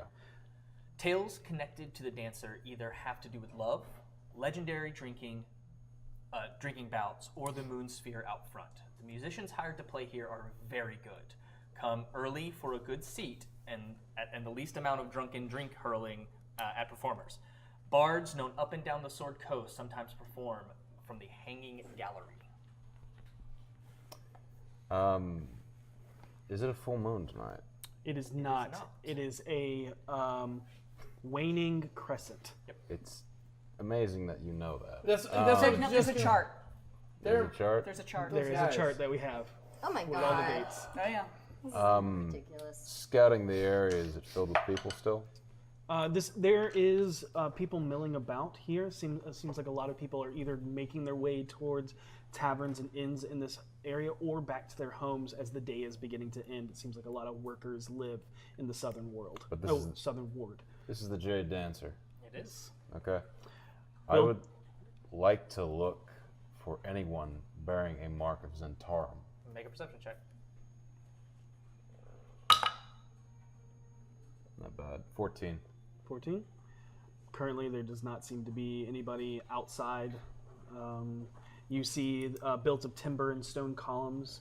Its outer walls sealed by a slather coat of plaster into which mud bricks have been pressed in.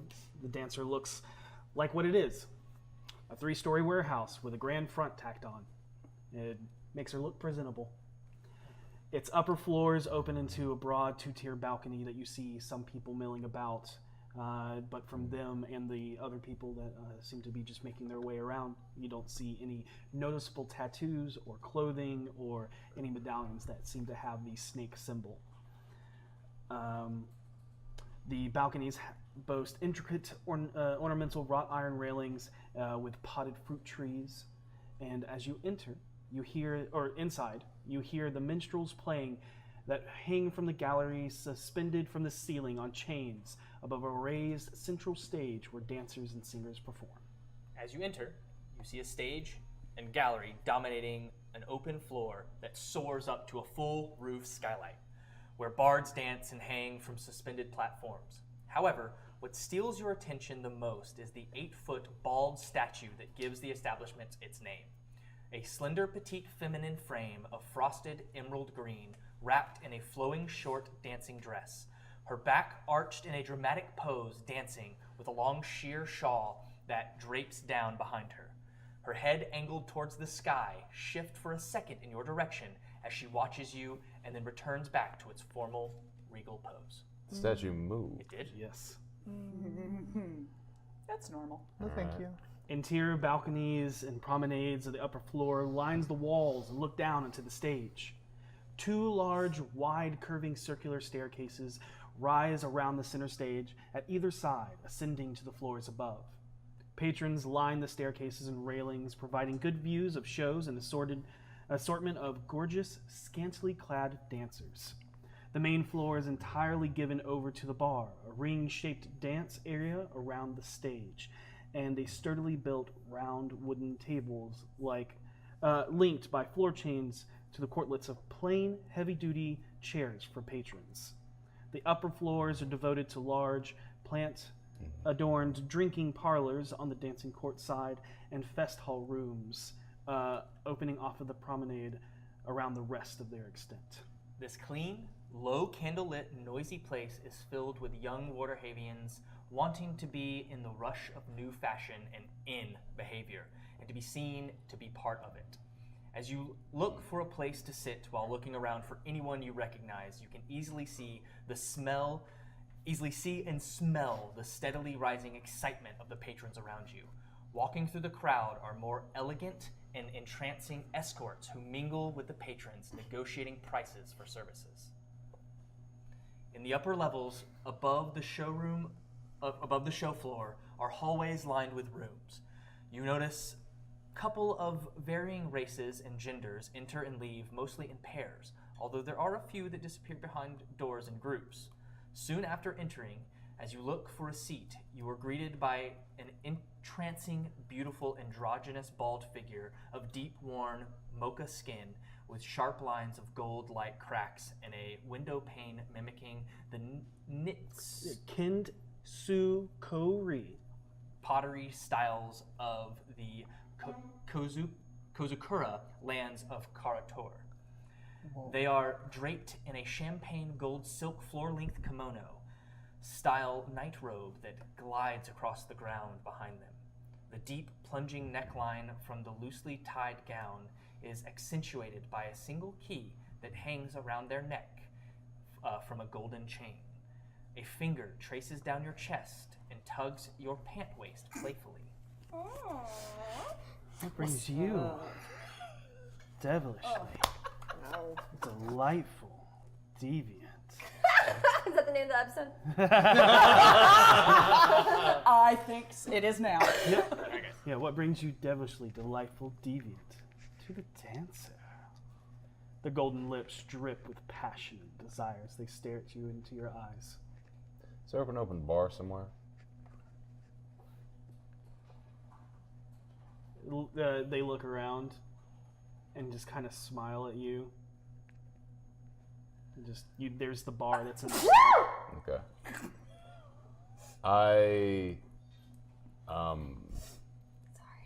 reach out, grab him kind of under the chin, say, "Stay with me, keep me company for a while." Pika. And I slip her a single gold. And if she does that, I no longer want to see her. You take the male escort and sorry, where did you go? I was distracted by a sneeze. Just close to the bar, I see her. Okay. They follow you, and they kind of lean on you, drape their arm across your shoulder, and trace it back and forth. I reciprocate, but I'm looking for anyone.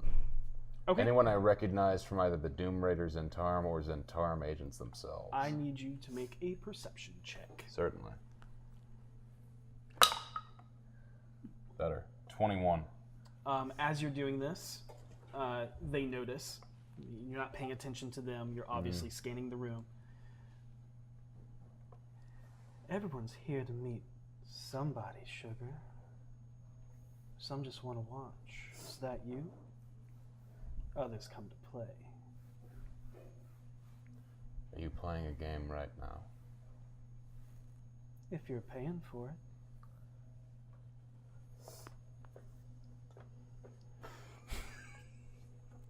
A game involving a winged snake. Does that mean anything to you? I've seen a couple things. Like tugs a little bit at your shirt. Immediately. Stop it. Okay. I don't mean to offend, just looking for the mark. And then kisses your neck. I've not been initiated yet, but...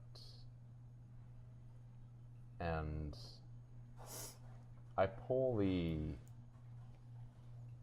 punch card out, just so they can see it. Mm-hmm. Then put it back. It looks, your passive insight just picks up clueless as to what that is. Okay. However, with your perception, as this is all happening, you don't see the slender, elven, golden-haired man or anyone else from that meeting, the gnome or anything like that, but you do see a familiar grayish green-skinned woman with matted black hair and short tusks protruding from her lower lip. She seems intertwined in arms with a muscular brute of a man as they are surrounded by patrons watching them wrestle for the attention of the same female consort. She is a pale-skinned woman with silver-white waist-length hair with vibrant blue roots that cascade down her topless chest. Oh. She smiles at the competition for her affection, watching the two struggle back and forth as beads of sweat begin to perspire across their brow. Sitting across from the two arm wrestling is a thin-framed, hooded figure dressed in mostly reds of overlapping, loose-fitting robes. They are leaned back against the chair, watching the two brutes go at it, sipping a glass of wine. Your eyes are drawn to the hand and forearm, which is completely covered in intricate tattoos that disappear up the sleeve of their loose, flowing jacket. They nearly cover every inch of his skin in a strange script that intermingle and lace through and around what looks to be arcane sigils. He watches the two brutes wrestling match from under his hood. You can see what at first to believe dirt or ink smudging on his chin as he sets the glass of wine down. And when we come back from break, you'll get to meet Dave's character. Nice. All right, guys. Not expecting. Reminder about the 5,000 bits. You win a signed artwork of our lovely BFGs by the wonderful Marquis Chancey. At 15,000, I believe it's a shot glass, and 25 is a the regular glass. Right? Yes. The pint glass. Pint glass. Yes. Yep. Awesome. Awesome. Renew your Twitch Prime. Thanks to everybody for tuning in for the first half. We'll be back in about 15 or 20 minutes. See you soon. Hey guys, and we're back. We're back. For those just tuning in, Saesha went on a very hot date with Gariel. And me. I was there too. As, Our third wheel. yeah, as V snuck behind and is tailing them secretively. I don't think that bad, y'all. She's like super stealthy. Yeah, she That's actually actually is. very, Yeah. yes. Like, She's training. Quite stealthy. She's training for what's to come in the future. what's weird is I actually have a better perception than stealth, so that like it's real backwards what's happening. I'm sorry, did I say perception? I'm gonna say persuasion. Yeah. I have a better persuasion then. And Vaas made his way down to a fest hall known as the Jade Dancer, where he's currently entertaining the consort of a male figure as he looks for people he knows and has found a grayish-green orc that looks familiar, and a hooded figure that seems to be tattooed all over his skin. Now, What do you do? I know from our experience with Monty, and from them talking about her, that I know this woman is with the Zentarum, correct? Do I? Which woman? Orc woman. Yagra, Yeah. you know from Monty that, yes. A half-orc female was walking with a sun elf with golden long hair. Okay. And I specifically told you. Yagra. It was young. Sweet. Yeah, and they were suspected of being part of the Zentarum. Sweet. I give my escort a nod, a curt smile, and a pinch on the ass, and say, keep my seat warm. And I walk away towards the ruckus that's happening over there. As you approach, you watch as the tenacious half-orc woman slams the man's fist down on the table as the crowd erupts and cheers at the outcome. The rough and tumble gentleman stands and rubs his wrist in pain as the hauntingly resplendent woman walks over and wraps her arms around the victor. Oi! Nearly broke me wrist, you fucking Tusker! Fair's fair. Hey, but you want to keep at it, I'll break only bone you care about. Oh. The man adjusts. Ah. The man adjusts his shirt by yanking out the sleeves from their rolled up position and walks out of the bar grumbling to himself. When Yagra sees you coming, she kicks a chair, causing it to slide to the side as an open invitation for you to sit down, as the young woman continues to caress and kiss upon the brute's neck. I sit. That's good boy.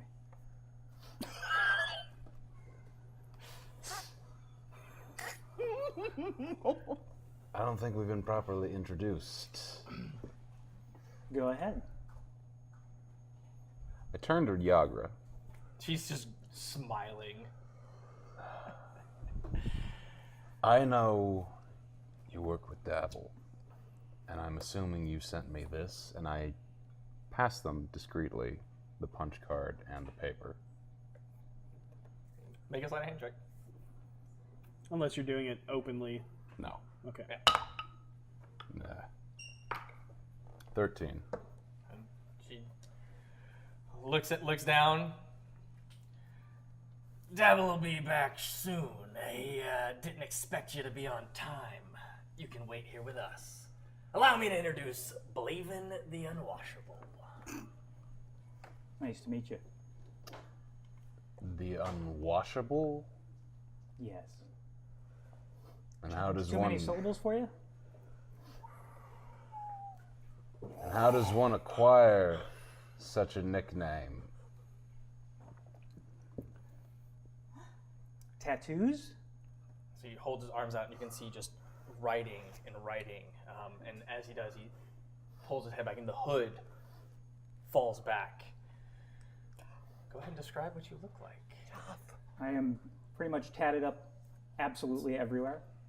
Everywhere. Everywhere. The answer is yes. Ooh. Wait a second, are those pointed ears? No, Dave? they're not. Continue your description. Sorry, go ahead, sorry. Yeah, so I am an elf. Nice observation. I'm shorter than you, but I don't mind. Clearly. And there's all kinds of runes that you probably don't understand all over my skin. And your name is? Bill. Nice to meet you, Bill.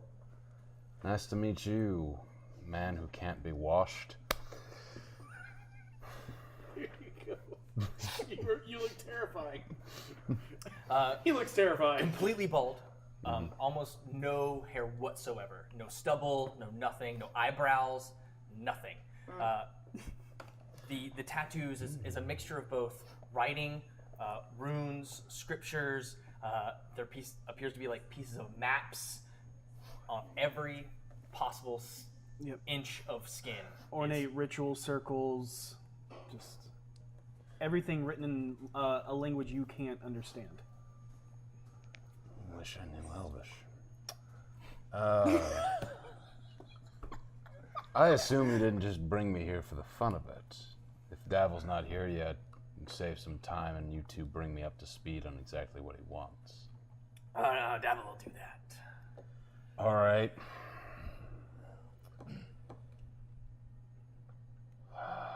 No! That's not the face you want Vaas to be making. Okay. Are you uncomfortable? Well, let's see. A note was brought to an estate that I didn't tell you I was at, and all of a sudden I'm approached with a man who is unwashable in a place that's open that you could very well control. So yes, you could say I am a little uncomfortable. Do you talk a lot when you're uncomfortable? Yeah.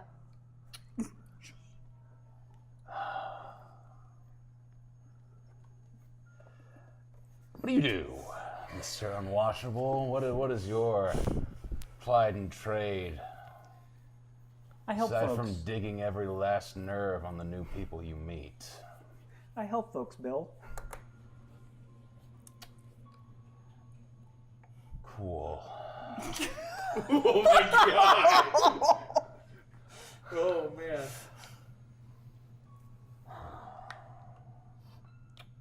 Well, since we're waiting,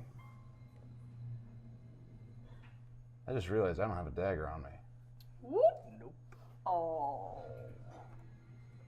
You can go ask the guards for it back. You have a knife on you? Yes. You want to play a game? What you got in mind? No.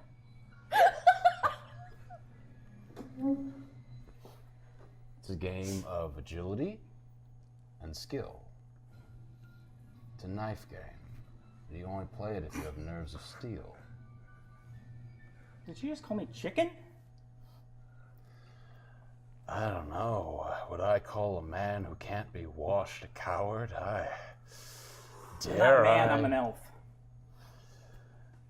Whatever you are. Come on. I'm sure you're looking at a chance to show me up. No, not really.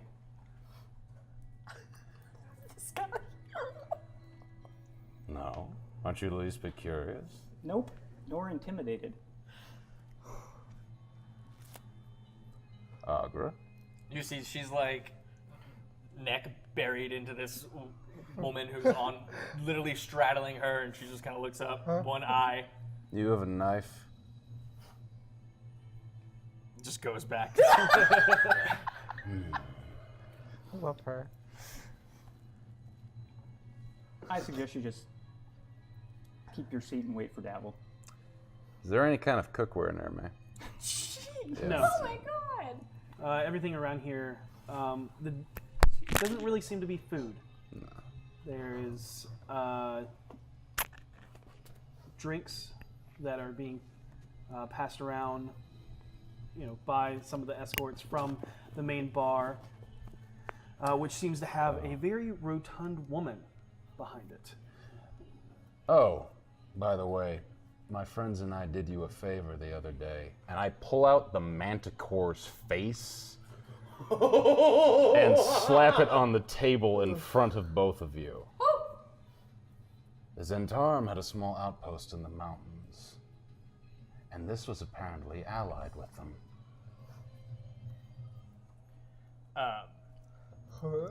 As you do that, Yagra, as you slam it down, and as you begin to say Zen, you actually feel a point in your side.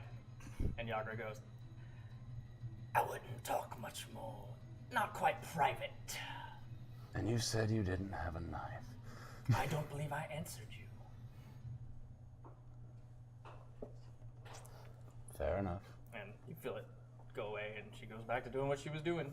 I take the face and I put it back into my coat. That's mine. That is 2 pieces of scalping that I have on me. Not one. Bodies.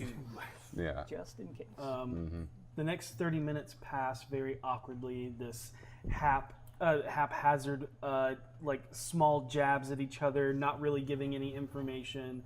The death stares back and forth continue, sitting and watching the stage of the dancers. A couple come up to you and offer you a more private and intimate interaction of your choosing. No, this is private and intimate enough for me. Yeah, I'm good. Okay. Oh God. The first that was to come up to you was the man that greeted you as you entered, the Earth Genasi. So as you see, hold on 1 second. I motion for him to come down. he comes over to you. My elf friend likes you, and I slip him 2 gold and I say, why don't you give him a show? Pulls it out, and you see their eyes kind of go wide, and goes over to you, whispers in your ear, I hear you want a private party. No, I'm good. Here then? Actually, my friend would love one. And you see this smirk smile just kind of creep across his face as he looks back. He goes, I can play this game. And walks back and sits on your lap, and then wraps his arm around your neck, but stares daggers at you as like a sexual intimidation, and then he folds over and then crawls on all fours over to you and pushes your legs apart. And this gets even more awkward as it goes on for the next time until A few minutes later, coming down the stairs with a confident swagger and a loose, untucked green and pale striped shirt and dark green pants is the thin and ruggedly handsome golden-haired sun elf. The courtesans of the dancer linger on him as he walks past, swooning over his charm as he makes his way towards your direction. Dio. Mr. Ronto, I see the appliance for your new establishment arrived. Undamaged and received well, and along with my get well soon card. Yes, thank you again for doing that. I assume this lovely meeting has something to do with me returning the favor. As Davil approaches and makes himself known, the wonderful Genasi male gets up, winks at Davil, and then continues to walk away as his hand skirts across Davil's chest as well. And he continues, I'm impressed with your tenacity. By the way, like what you did with your hair. As the saying goes, and he flips his hair, blondes have more fun. And you look like a man that likes to have fun. Am I right?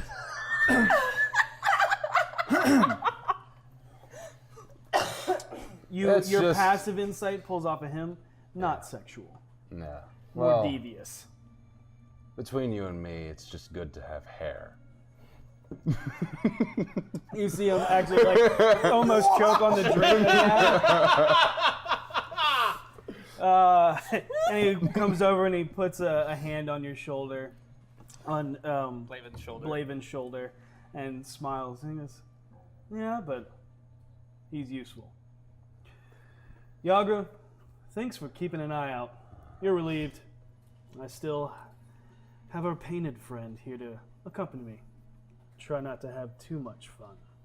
With that, you see the large orcish woman throw the young petite Genasi woman over her shoulder, causing her to exclaim in excitement and surrender as the two ascend the nearby stairs. The young paramour twiddles... Paramour. Oh yeah, paramour, sorry. Young paramour, paramour twiddles her fingers towards you, all with a sheepishly smile on her face as she is escorted away. Davil returns the gesture with a twiddle of his fingers and a wink. Suddenly, the low-burning candlelight of the establishment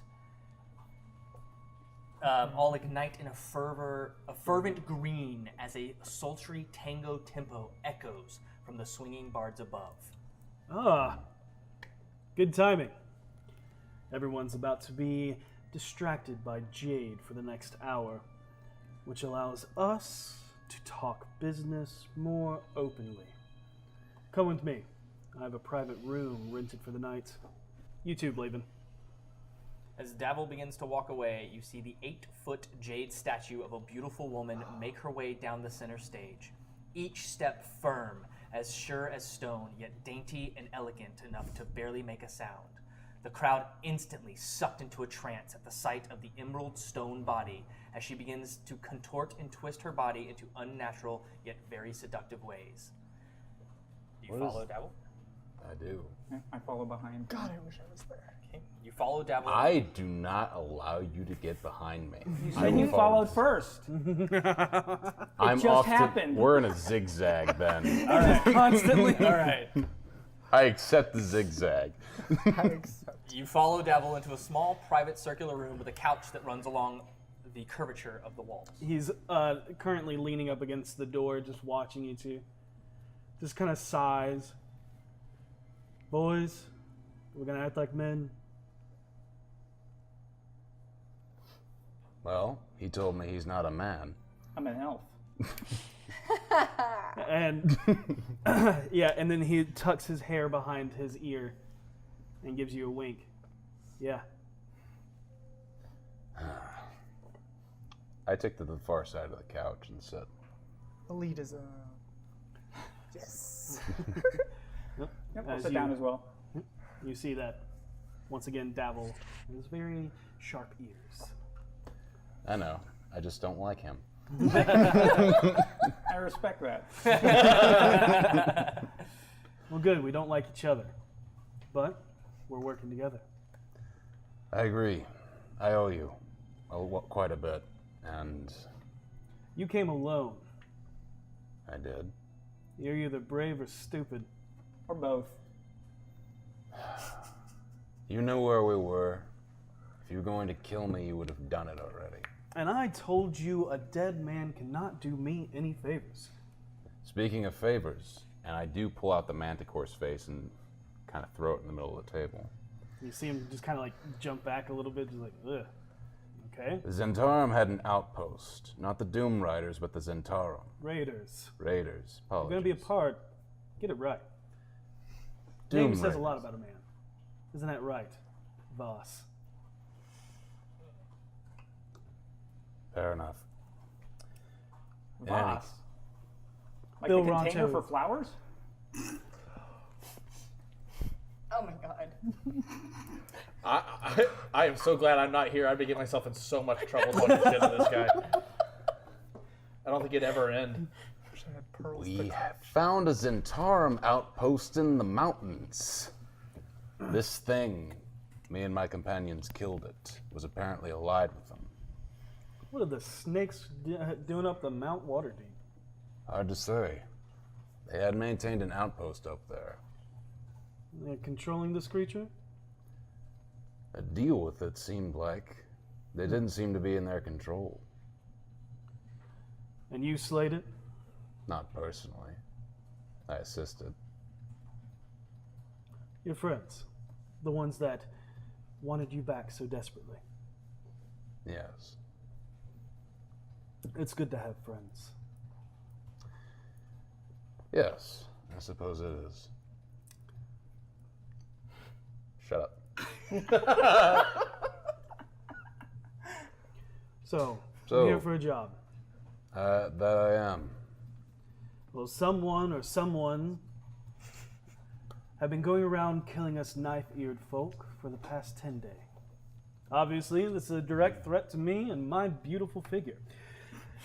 But it's just as easy for me to avoid such an area. That's what I have her for. She runs the dock ward. And I have others that can take care of it for me. Speaking of, apologies for interrupting, but one of my companions had arranged a get-together as payment for my being sent there. Oh, so that's what she's doing tonight. She said not to be disturbed. What exactly does that entail? That means there's something about your friend she really likes.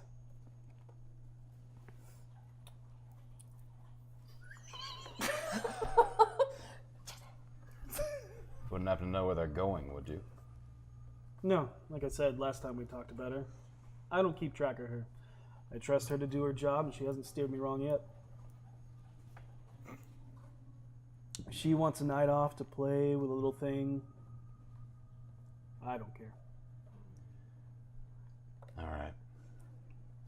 So how can I help you with this? Well,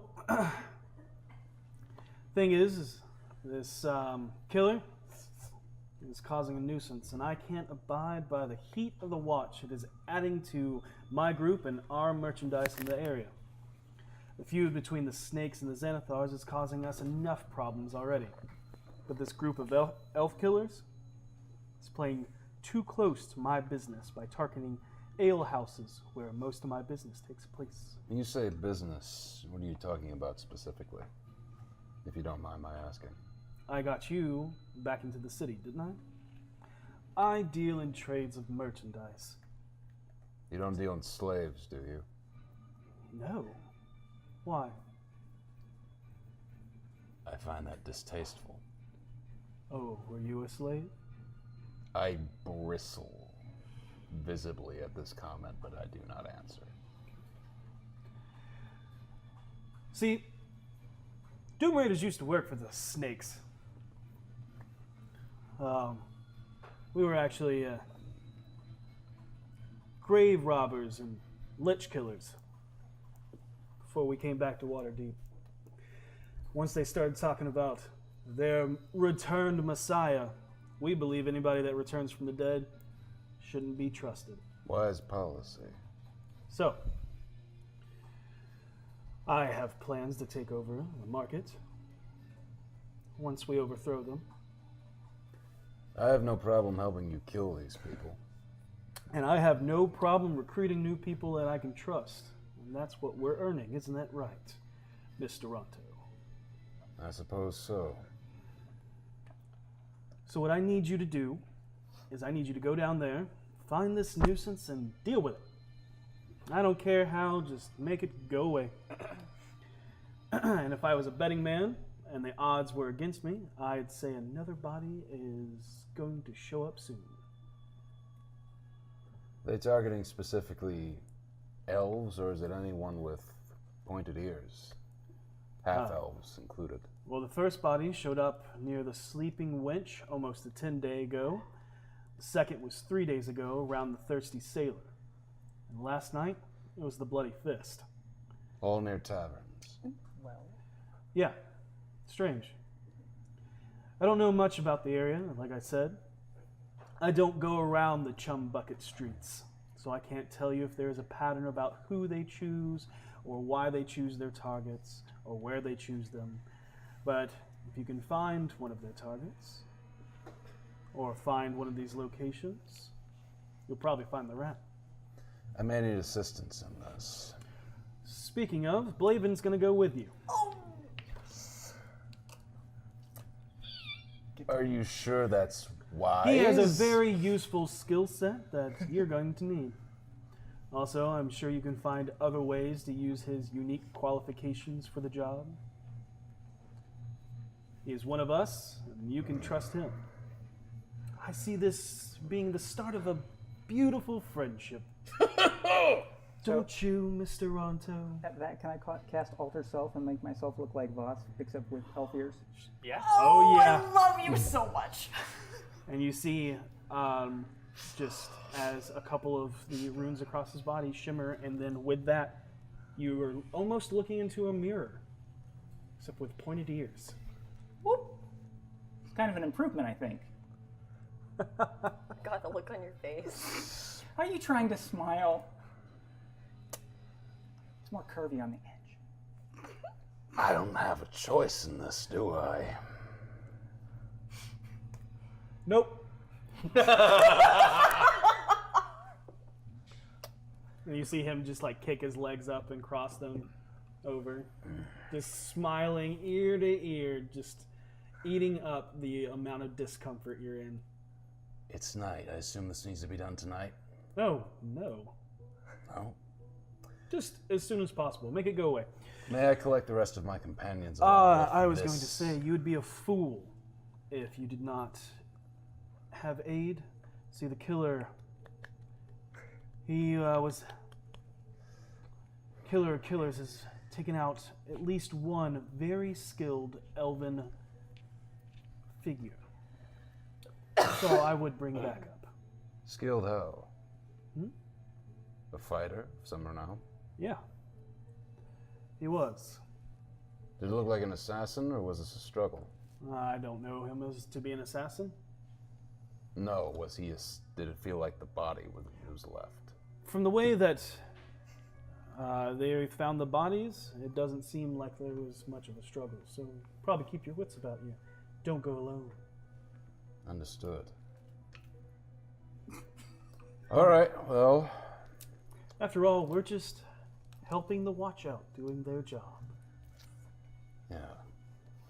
And I think you need to gain some favor with them. Yeah. All right.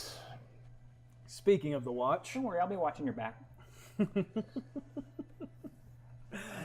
Speaking of the Watch, if you get caught, it goes for either of you or your compatriots. I never met you, and I don't know what this is about. I'm no snitch. So is everyone in agreement? I extend my hand. I will not shake hands with myself. I'll cancel the spell. You don't have you alter self. last, so you can Okay, alter so and change I'll change. multiple. Yeah, I'll you can change. go to any look you want. I'll just go back to my original self. Okay. No, no, no. Do you not remember? And an escort comes in, carrying a round of drinks, puts a wine glasses on the table, and pours them out. No deal is sealed without a drink.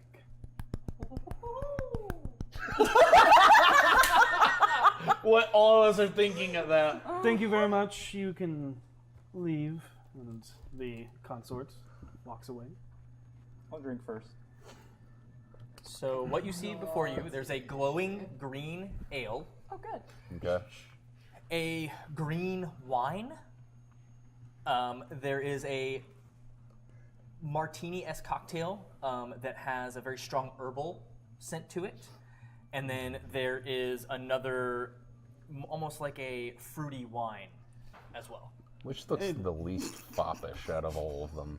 Yes. Probably the last one. That's the one I drink, though. I'll take the most foppish.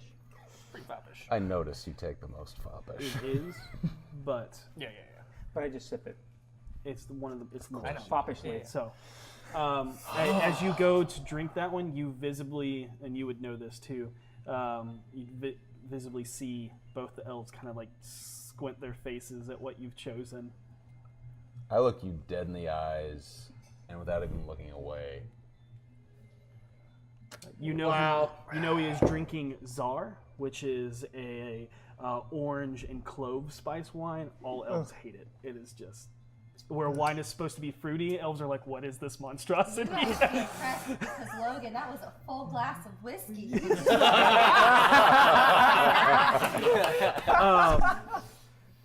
So I'm a drunk. what do you choose? I'm assuming the more foppish one is. Okay, the Shondoth ice wine. Yep. Yep. It is cool, minty green wine flavor. Favored by Favored. elves. Yep.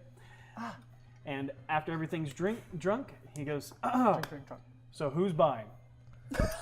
What a scum. He really is Dio. Gets up, walks out. do I have... I don't. I take out a coin. You know what? I Since you look at paid for the No, entertainment no, earlier, I'm happy to that's get this not one. how we do this. Call it in the air. Really? Yes, really. Do we have a coin? Hold up, because I'm doing something. Call it in the air. And Mine. I catch it. It's like, that's not a choice. I think I just chose it. Call it heads Do or we tails. really need to do a children's game for this? Yes, we do. Call it heads or tails. As you wish. And I turn back into him again with the ears.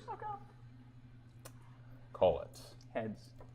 I try to make it land tails without him noticing. Make a sleight of hand check. You can roll a perception check. I see now. Dave, you can roll a perception check.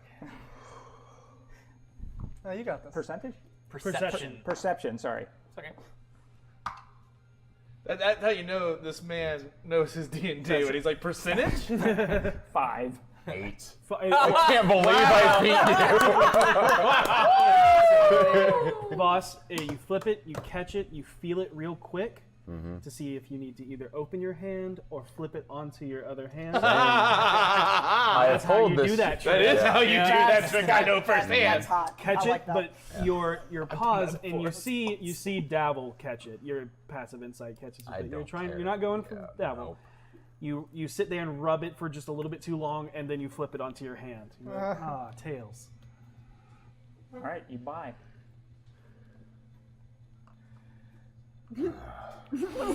Throw the coin onto the table. Dabble just instantly bursts into laughter. That was amazing. So, I love these two. where are your friends? Staying with a manch, staying at... You know where they are. We're staying at a manch. Not currently. Oh, There's- well... So you came Smash alone. cut. Left them did. all. Smash cut to Harold chasing Harold around the training pit. You don't know whose it is. Yeah. Who's the real one? Am I the real Harold? He's coming back! Yeah, and then smash cut, both passed out, snuggled in each other's arms. Yeah. Second smash cut. We're going to be heading back to the mansion. We've been staying with a nobleman for some time until our property is finished. Yeah, the old open lord's house. Do you know anything about him? The Gult? Yes. Yeah, he ran himself out of the city. And what became of his family? Well, his wife died. His son is seen from time to time. He likes to dance among the commoners in taverns. But the Gult, he's a Neverwinter. At least that's the last I heard. We'll get started on this task immediately. With any luck, we'll be able to draw him out and kill him by tomorrow night. Good. Like I said, I don't care. Just get it done. I'm assuming that whenever the deed is done, he'll report back to you success. He might. We might meet up again. You know, like I said, I have people everywhere, and you'll never know who they are. Because unlike the snakes, I don't brandish my people. Wise maneuver. All right. Let's go change out of that fucking form right now. After you, or should we flip for it? Why don't you go first, since you were watching my ass on the way back up here? That's hot. Have you changed back form? No. No? It's like, well, if you want him to go first, that would just be you, wouldn't it? Well,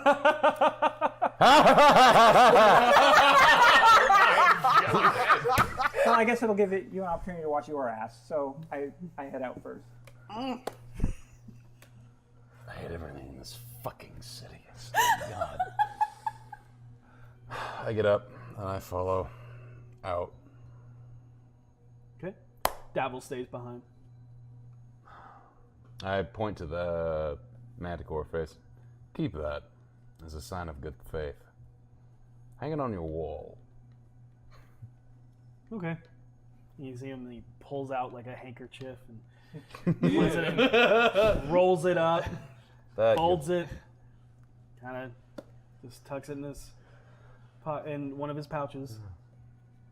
As soon as we're outside of Davils, outside of what I believe to be earshot, I walk up to me. But with ears.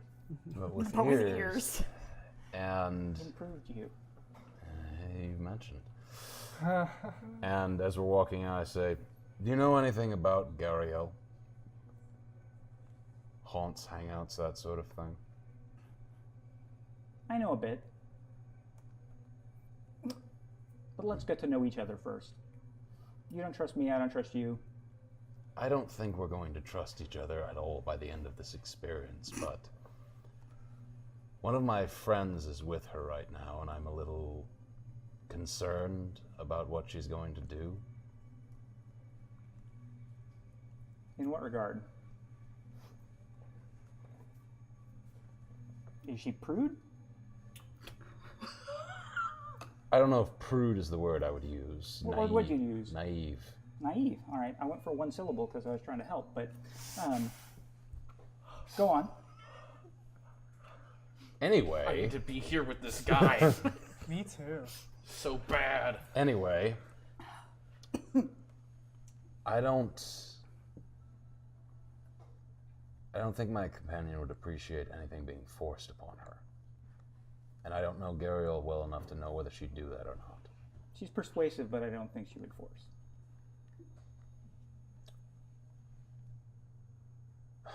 What would I have to do to get you to tell me what you know about her? Let's just skip this stupid fucking game we're playing. I will say, as you guys, are you leaving? I'm leaving, and under the assumption of whether or not I can meet up with Gariel and the rest of the team, I would probably head back. Your conversation lasted for like 30, 40 minutes again. And as you're leaving, you'll still see the entity known as Jade still dancing on the stage.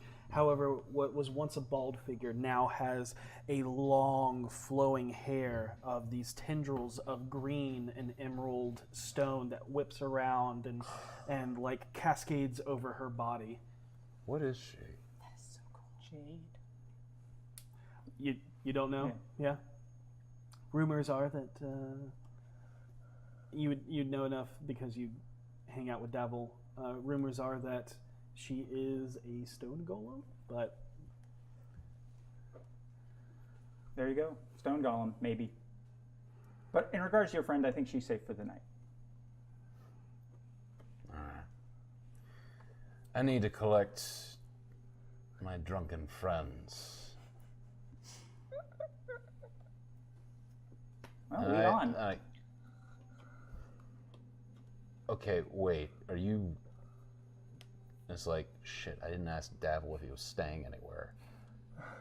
I think, shit, he's got to follow me back to the mansion. Damn it. This is all inner dialogue, right? Yes. Oh, yeah. Oh, yeah. I can't get out of this basement. Somebody lock the door. What? Knowing we're not going to be staying there very long anyway, I flag a carriage. Are you still looking like me? Yes. Twinsies. Oh. Before we leave the bar, I say, you need to not do that. That's going to rouse suspicion. Fair enough. So I will change to my basic self, but with no tattoos visible. Got it. Look at you. You can wash yourself after all. These two are going to be fun. I was just thinking that. I was like, oh, we can get rid of this. And I flag down a carriage Okay. to take us back to the mansion. You are in one of the furthest parts of the city, and where you are staying is a good ways away. It's going to be at least a gold to go all the way back. This is too late. Steam and Steel would not be open, correct? No. Damn. All right. I flag us back to the carriage, just back against the wall, hating you. You've warmed my heart. And for the drinks. Now, is this a really close carriage as well, so our knees are touching again? I'm just asking for the scene, because I feel he needs to know that. Yes. Sure. Most carriages are like, it's not uncomfortable, but it's that if you were to relax, you definitely would be pushing into the other person's space. It is going to be a total of 15 silver for the 3 drinks. So a gold and 5 silver. Okay. If you want to do it that way. Yeah. I already paid the gold. Go down to there. And And as you guys are making your way back, we're actually going to cut back to the drunkards. Haha! Okay, so my marble is named Timmy, and yours can be named Jerry, and we're going to, you see how the door's locked? We're going to roll them down the hill. We're going to roll them down the hill and have a marble race. Where's the hill? The stairs or whatever we go take down to is it stairs that lead down stairs. to the, yeah, this one, the stairs. All right, 1, and I flick mine. I throw mine. Jerry's quick. He's really good at running away from things. References! Where do you think they are? Why do you think they locked the door? You see, you're like sobering up. I'm getting worse. I'm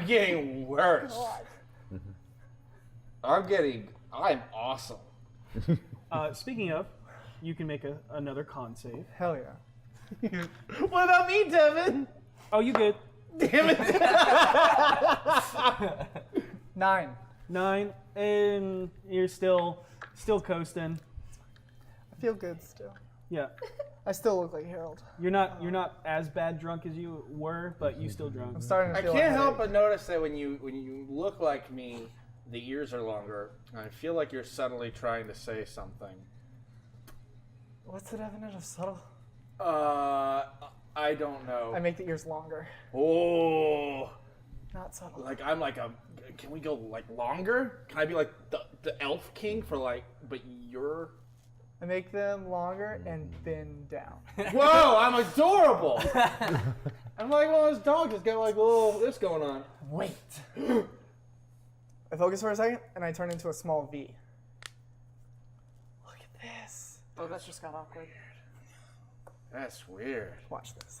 Okay. And I punch the door. I'll cast a minor illusion across her hand so that it like flames up as she punches the door. I'm like, love it. as you do I it. love it. And in your drunken stupor, it's like slow motion. As you go to punch, just your hand starts to glow like white hot as flames start erupting. There's no sound though, so I'm going.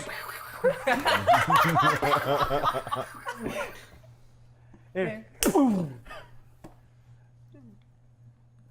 You didn't even hit it hard. Here, let me show you. You have disadvantage on the attack. You're drunk. Unarmed strike. That's a 6. you actually missed the door. And I start rolling down the stairs as I, like, not pain, just like the moment of, like, whoa, as he goes. And at the bottom, yeah, I'm okay.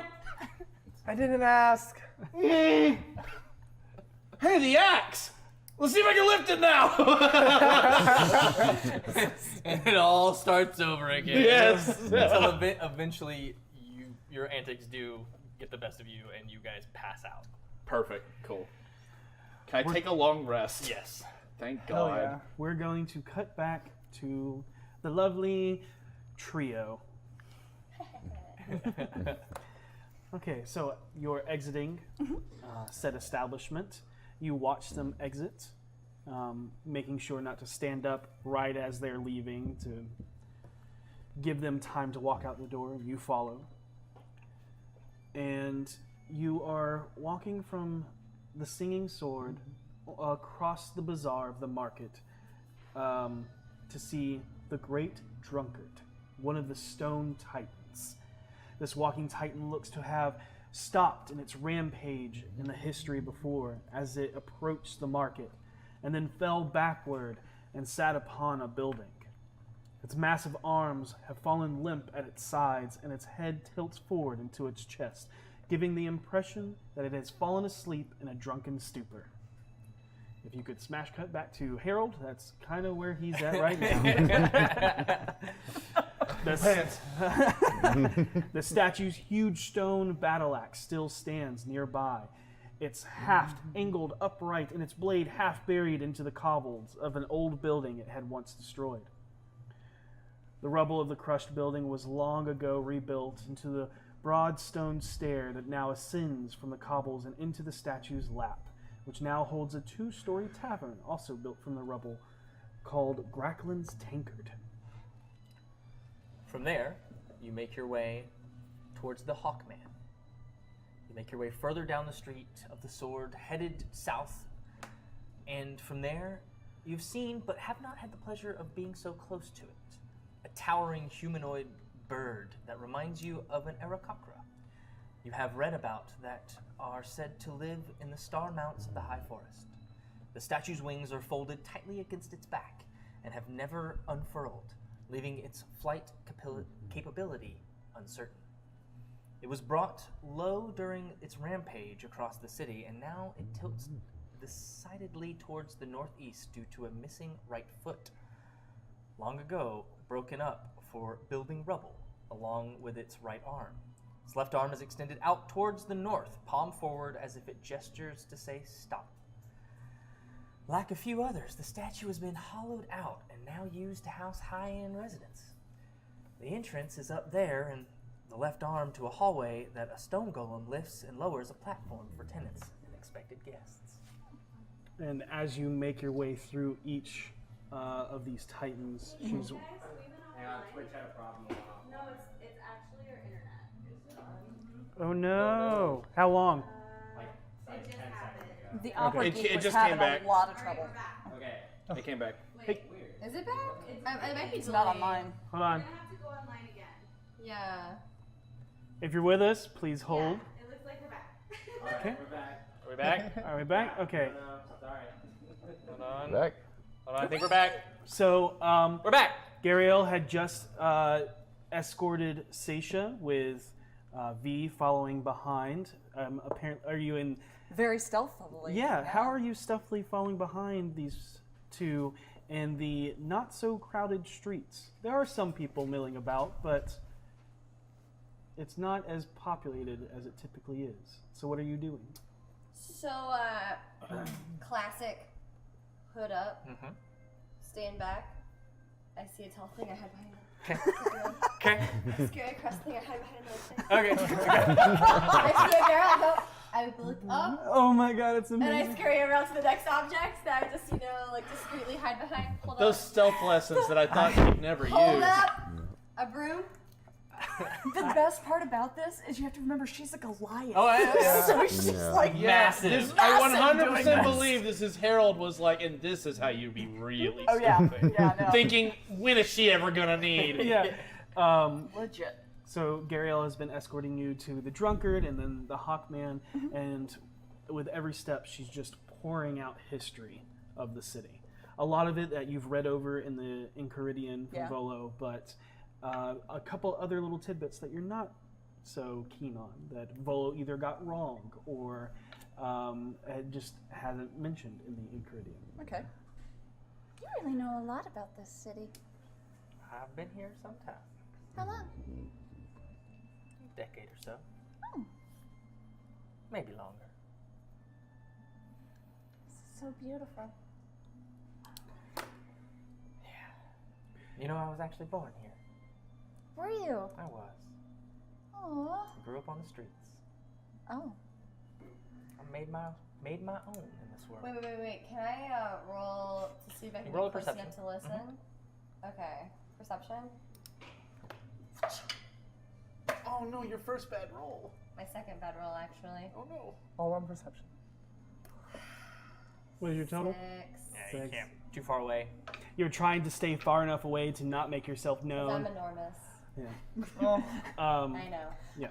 So you were born here and then went to sea. I did. What was the first ship you sailed on? First ship I sailed on. What was the name of that? I got thrown overboard shortly thereafter. No. And you survived? Of course I survived. How far out were you? I have no idea. Wow. Got picked up a couple days later after drifting in the water by the Howling Dragon. It's the first official ship I was on.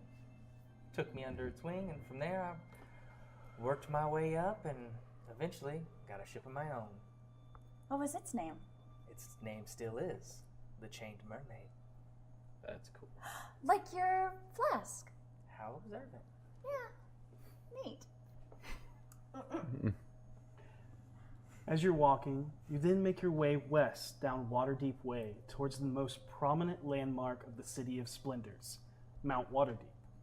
Resting at the base of its cliff, at the end of the road were two massive, awe-inspiring buildings. Closest to you is a single black wizarding tower, the Tower of Agarin, the first open lord of Waterdeep. And as you approach the tower, you start to see the glowing, swirling, interlocking circular sigils of arcane script and magical barriers. Now don't get too close, my golden-eyed maiden. Here, I'll show you why. And with your awe just in this, at what this is, you could make Arcana check if I you would would love like, to. because I saw you going for it. Yeah. Nope. Nope. I rolled a 4, so. You're just enamored in the beauty of it. She takes you around the tower to the north side, where you see the horrifying visage of a skeleton, frozen and petrified in place from the magical barriers protecting the tower from those that try to seize the old wizard's magic. The man's name has long been forgotten with the passage of years. His robes and flesh have both rotted away, but the magic of the tower holds his bone in position until Pierre Giron forbade it some years ago. It was apparently a favorite game of local children to rearrange the wizard's bones. I should know. I used to do it. Want to have some fun? No one's looking. Oh, I don't know.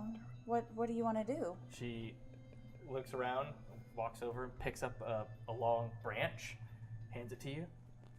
Go move them around. I'll keep a lookout. Oh, I feel like that's not right. Oh, it's fine. I used to do it as a little girl. Yeah, but see, I already desecrated a grave once, and it worked out really badly for me. Trust me, nothing will bad happen. I know. Otherwise, I wouldn't be standing here. I don't think this is a good idea. All right. If you don't want to, you don't have to. Thank you. Sorry. It's sad, because it's fun to watch them realign. I'll take your word for it. All right. She hands her the stick. Takes it, tosses it behind her back. All right. Continue on our tour. Okay. Beyond the tower is a glorious palace carved from pure white marble. Its 8 spire towers reach towards the heavens, now bathed in the ethereal blue glowing light of the waxing moonlight. Even at night, you can see the marvelous chateau is heavily guarded at the gate and along the towering walls. Pierre Giron Palace. Named after the open lord of the 14th century, now home to L'Ariel Silverhand, the current open lord. It also serves as the main office location for many other city officials, majority of which are dedicated to the administration of city services such as the watch, the guard, clerks, loyal order of street laborers, and whatnot. History is so fascinating, wouldn't you say? It is. So many stories, so many lives, lessons, and adventures we can all live vicariously.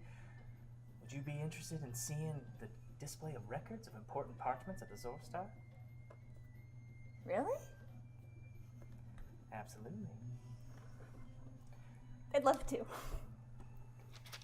Zorstar is the headquarters of the Scribers and Scribes and Clerks Guild. Should be able to get a good look at the display walls with it being so late. Most of the crowd should be gone. Can you imagine living in a place like that? The palace? Yeah. Seems like it would be really cold. Possibly. Could warm it up with magic, though. You could, yes. Or But not just temperature cold. I mean, like... 20 fireplaces. Oh, I do love a good fire. We have the best fireplace at the manor. You do? We do. When you light it, it gets warm, and it just warms you from the inside, and it heals you. That sounds magical. I hope to feel its warmth. You should come by. Never We'll light it invite for a you. vampire in your house. Let her in. I'm really starting to like her. Don't let her in the house. So, invite her in. We already got one freak coming to live with us for a while. I see the letter in. Anything else you wanted to know while we walk? As she turns, she actually holds her arm out like this.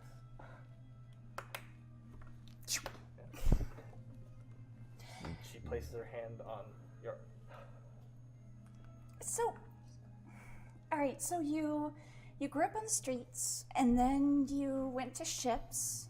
How did you end up back here? I went where the work carried me. Found myself here and met Davil, and I leave port about every winter. I don't like to be cooped up here in the cold. Where's Davil? A friend of mine. Oh. Yep. Wow. I just realized we don't know him. That's bad. Yeah. Oh, that's nice. He's a friend of mine. Arrakis introduced us. Arrakis seems very grumpy. He's just a big teddy bear.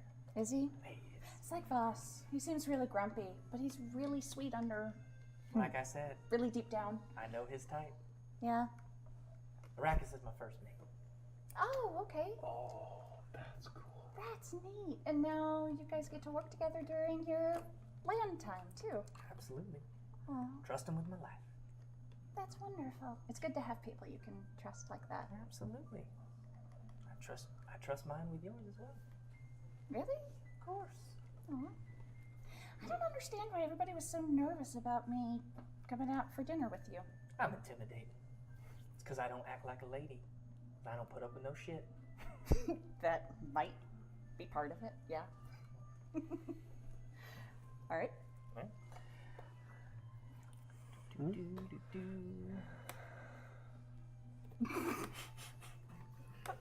You okay, honey? Great. Dandy. After gallivanting around the origins and history of the City of Splendors, Gariel actually hails a carriage for the Zorstars located on the west side of the city down Waterdeep Way in the Trades Ward. And you are on the other side of the city currently. It is a short ride, but what catches you off guard is she does not sit across from you, but instead sits beside you now. I'm gonna pause on that. What are you doing when you see them get in a carriage? It's you. Caught. What? I was caught not paying attention. Alright, they get into a carriage? They get into a carriage. What do you do? I try to hail a carriage. Okay. Follow that carriage. Do I hail one? Yeah, easy enough. Hey, can you follow that carriage but not be obvious? You're following someone? It's my friend. She's on a date with someone I think is potentially dangerous, and I'm overprotective. Make a persuasion Well, there you go. Persuasion is the truth! That's persuasion. That's why it's not deception. Oh, persuasion. Natural 20. Nice. All right. Okay. With that, he goes, well, there's typically a surcharge of 2 gold added to a carriage ride for anything like you're asking, but I can see you're concerned about a friend. So, Oh, you're sweet. no surcharge. Thank you. Thank you. Now go. Okay. Now, yeah. Now get in. Let's go. And he follows. And he does not give you a price right now because he does not know where they're going. Yep. I assumed as much. I figured it'd be like a tax kind of situation where they tell me the price at the end. Yeah. Yep. Typically, you're like, this is where I'm going. They're like, okay, this is how much it's going to be. Not this time. So, you continue on. And as she sits beside you, I hope you don't mind. I'm just getting a little cool in this night air. Thought a carriage would be a nice break from our being on our feet as well. Oh, no, that's fine. Located on the northwest corner of Quill Alley and Wide Way, northwest of the Court of the White Bull, is an office-style building that encompasses all 3 stories of the trade streets, each level dedicated to each aspect of the guild. On the 2nd story is a large bay window housing a wide arrangement of letters, documents, charts, and maps. In the center is a large detailed map of the City of Splendors, down to the drawing and location of each individual building. It is marked by the cartographer and year, titled Devon Rue 1492. A sign, as a sign that each year it is updated to be sold to the masses, where the master is displayed behind glass with the window of the guild hall. So this is the master copy of this year. Also located within the window is replicas of the founding deed of Waterdeep, signed by Agarin himself, the first code legal established by the founding Masked Lords, and letters of the First Lords Alliance allying the cities of Waterdeep, Neverwinter, Baldur's Gate, and Silvery Moon. The guild hall is currently closed, but you can still make out a few workers poring over parchments as they fulfill the unending request of letters and documents from the constant crowd that waits for them in the line from sunup to sundown. Wow. I thought you might like this. This is incredible. I mean, the font of knowledge is amazing. And this is too. This is people's lives. You know? I do. It's amazing. And the lists of the lords. Do you know any of them? I do not. Not personally. I wonder what it would be like to meet one of them. Huh.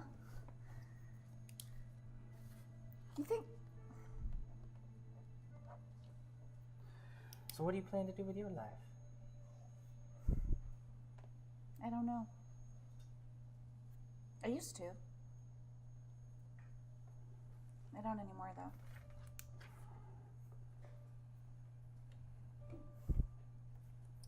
Originally, I wanted to settle down and have a family. I didn't really know my mom. You did. No. I didn't know mine either. Really? Didn't know either of my parents. I was an orphan. I was lucky. I had my dad. Do you hear that? I hear someone coughing behind us. It sounds like they're dying.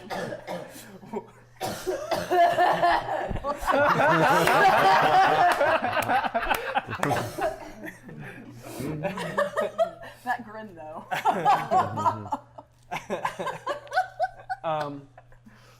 With you having this conversation, the carriage stopped, and he gets out and asks UV, do you want me to continue with you, staying, or do you want to be dropped off here? Yep. Talking to you. I would like to hear my options again. Okay. He says, would you like to stay with you in case I need to be followed again, or am I good to drop you off here?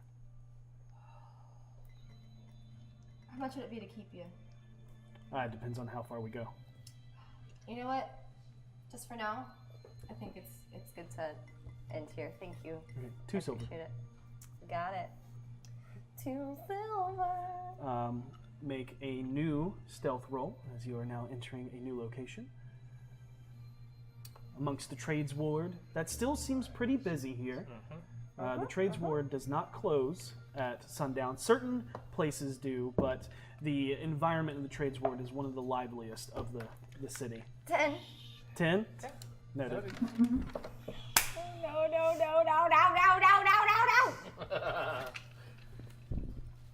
I was doing so well. You really were. I was doing so well.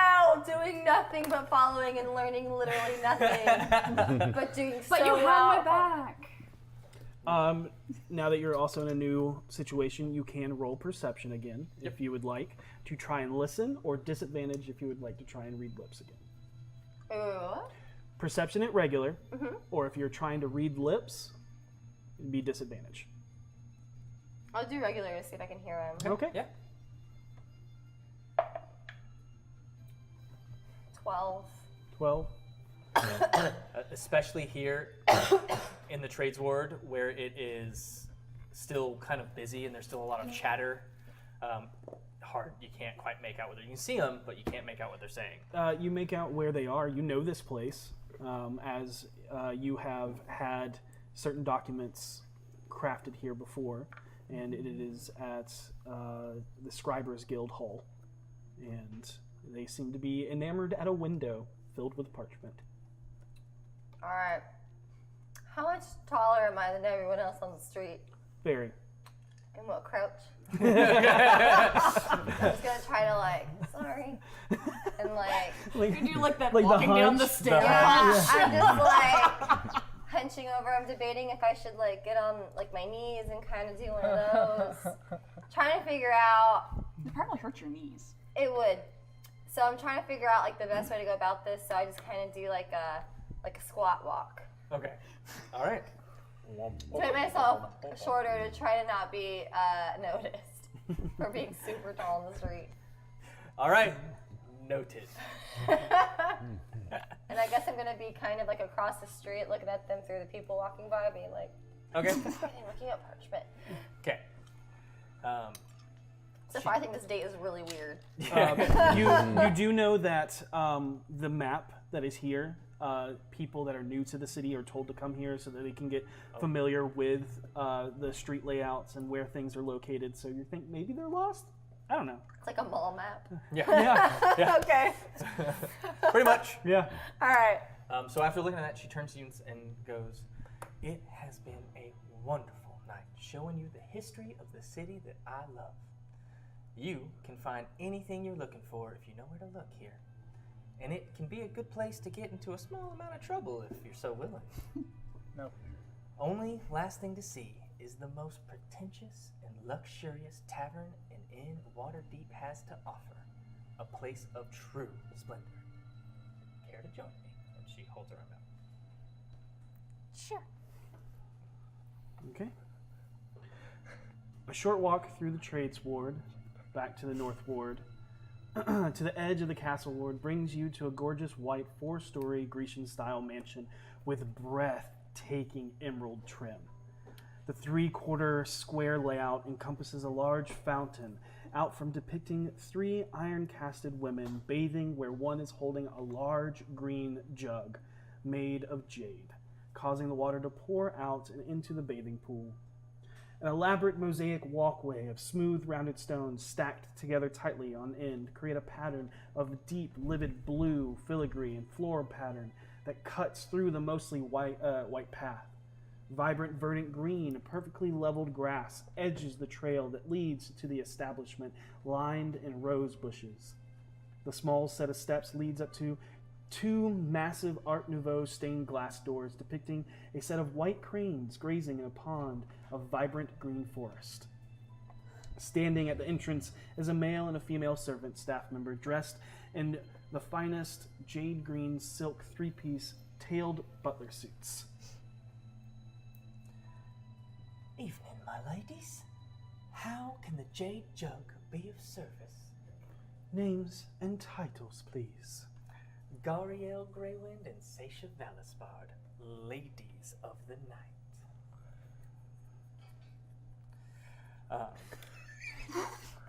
What? Just you missed all of No, I'm just kidding. Captain Lady Gariel Greywind and Lore Seeker Lady Saesha Valispard. I don't know, Ladies of the Night was kind of... It was fun, wasn't it? It was, yeah. But at that wording, their eyes kind of like looked to each other and then back at y'all. And then once she says Captain and Lore Seeker, they go, and they bow. And while they open the door, they happily open the doors with their white gloved hands and bow to you as you enter a massive octagonal reception for your tiled and checkered green and white marble with gold channeling. At each corner of the room stands a spiraling green marble pillar with elaborate golden Corinthian capitals and beautiful women holding vases carved into the... Vases. Both of them? Hey, thanks for tuning in. We have fun here. 2 hallways extend to the left and right, the lobby entrance, and you can be seen ahead of you is past the pillars is another area. At the center of the lobby entrance is another fountain. However, this one does not recycle water through a central sculpture.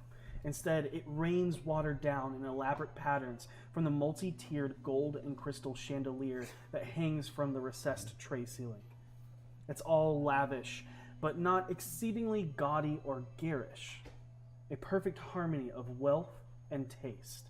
And as you enter and take in the massive beauty of the palatial entranceway, the servants behind you loudly proclaim, "Please welcome Captain Lady Gariel Greywind and Lord Keeper Lady Saesha Valispard." Wow. Seeker, not keeper. Yeah. That was the first stumble one. She kind of know. leans It was over a and long just one. says, "This place is too nice for me." She just squeezes your hand, squeezes your arm. Nothing is too nice for you. So I take it this place is gonna know who I am. This place may know who you are. Do I know who they are? You have been here before. Got it. So there's a maybe. You know that, like this and other grand formal places, you are respectfully introduced with your title and name loudly so that everyone knows who is entering the room. Time to go. Can't say my name anyways. Oh my God! Oh no! Who are you? Bridget. I do not sound like that, thank you. I forgot what my mom's name is. I don't have it written down. What's my mom's name? Bridget. Where's my background? No. God, I wasn't prepared for Bridget. Oh crap. Of course I put goofy backstory with no names. Hold on. I got it. Okay. While we're waiting on that Mama for your Gutala. decision, we'll cut back to the 2 brooding men making their way to Downtown. the Renair Neverember's house. Vanea? You 2 gentlemen have pulled quietly up. brooding. Yeah, have pulled up to the Neverember mansion. I'm trying very hard not to let our knees touch. You're like, Everybody's awkwardly shifting. No, I'm very comfortable. Yep, you have to sit like straight up with your legs pressed against the short Superman seat spreading. as he's literally just laid out. I'm only 4'11", so it's not much of a. Oh, you short? Yeah. you man spreading? That's right. Adopting a wide stance. I Power move. get out of the carriage. First. Yes. And wait until you get out. Immediately turn around. I get out. Okay. Close the door, wave the carriage off, say, "Guess you're staying with us for the night. Thank you for the invitation. You're welcome." Vampire. Not everyone is a vampire. Yes, they are. I agree with They're that. all vampires. Trust no If one. he turns out to be a vampire, you'll get a nice pat on the back. Pet. But I go up towards the front entrance. Mm-hmm. Still locked, correct? Yes. It is. Okay. I go to the window that I went out of on the second story. Okay. I don't have a key to this place. Yeah, you do. Oh, I do? Yes. Yeah, You know remember? the one you made a mold of. No, he made the mold. He never But he left the casted key one. Never in casted the one. mold, didn't Yep. he? That's the key. No. The key. Oh, that's right. Seisha gave it back to you. I did. Oh, you Yeah, did? you have the key. I don't care. I'm doing this anyway. I look around, see if anybody's watching. Make a perception check. Damn. Not good. 6. No No. one seems to be watching. Not even him. I seem to have locked myself out, so we're going to have to go up this way. And I throw the grappling hook up and climb into the second story window. Okay. You have not unknotted. Nope. So Roll an athletics check with advantage. Both those are good. 19. 19? Yeah, easily enough. Just hand over fist, literally walking up the rope. What do you do? I'll wait for you to open the door. Okay. I pull the grappling hook up, shut the window, and I go to check on Harold and Bentley first. You hear what sounds like snoring against the door, and then as you get closer, there's a shift, and you hear what sounds like dozens of marbles falling down the stairs. I unbrace the door, which does it look like it's been undisturbed? Yeah, Okay. it looks fine. Okay. Thought about Open it up. I fall. Yep. I also fall. I don't know what I expected. You just see an empty bag by his side and just marbles all the way down the stairs. And you see a marker that's open that looks like he has one in his hand that starts to say Ronto, but just says Ron. You notice that several of the ones near him are labeled now. Not Harold, but with the jarring falling feeling and then the slam against the ground, you can make another Constitution saving throw. Jolted. That's better. 13. 13. Yeah, you kind of jolted awake. You have a headache. There is a shirtless Harold next to you. You are wearing down to your... What do I remember? What do you remember? Oh my god! Bits and pieces? Yeah. Bits and pieces. We were chasing Harold as a monster. There was a lot of that. Fuck. And then dancing around as Harold. 2 Harolds dancing together, then chasing each other. Ow. You see, Yeah, I'm supposed to rather see she is. Are you lucid? Yeah. Ow. Great. Why do my fingers feel long? Ow. Don't know, nor do I know what exactly you two got up to down here, but Nothing. Woo! Stand up. fine. Prestidigitation. For like a full minute. You look, yeah. Great. While you're doing this, if there's a bag, I would like to take Harold's marbles. There's a bag. Most of the marbles have gone down the stairs. I will do this later Into the then. pit, yeah. I will walk back upstairs and get my I shit back grab There you go. Harold and drag his ass up the stairs. If you're not trying to do it gracefully and you're literally dragging him up the stairs because of the dead weight, you know, no need to roll. Yeah. But it's slow, it's tiring, it's literally pure dead weight, but it's. Let me tell you a story about some pants. This is still the least annoying thing I've had to do today. It's been about 5 minutes now, Blavin. Okay. Yeah. Can I call crotch rip? Absolutely. All right, I'll do that. Why? I'll just wait. You can just make it appear if you want. Okay, that's fair. So. But they won't see it yet. No. What was the name? Crotch rip. I did hear that right. I heard It's what? caltrip. Where do you want to that's summon better. it? Crotch rip? Just on my shoulder. Okay, got it. Crotch rip. Well, it's Elvish, but yeah. Yeah, that's. I mean, I speak Elvish, and Alright. Where are you? I'm in that initial room that we were all in. Yeah, Alright. one of the Putting main on the rest of the like foyer greeting rooms, things like that. Vinley. What? The Doom Riders have come to collect their debt, and we're going to be having someone stay with us. Remind me who the Doom Raiders are, please. The Doom Riders are the schism of Zentarum. Do you remember when we were on the Raiders? Yeah. Yes. Raiders? Doom Raiders. Glad you're not here. But Vinley did just say it correctly. Okay. So. Doom Raiders. Okay. You remember when we were on the mountain and that woman talked about the split and the schism? Yes. These are apparently the more acceptable ones. I owe them a favor and I need to pay it back. Acceptable? Well, We'll see. I suppose so. One of them is outside waiting For what? for me to let him in. Well, there's been guards all over this house. You should probably go let them in. It's pronounced A major. You shut up. You shut up.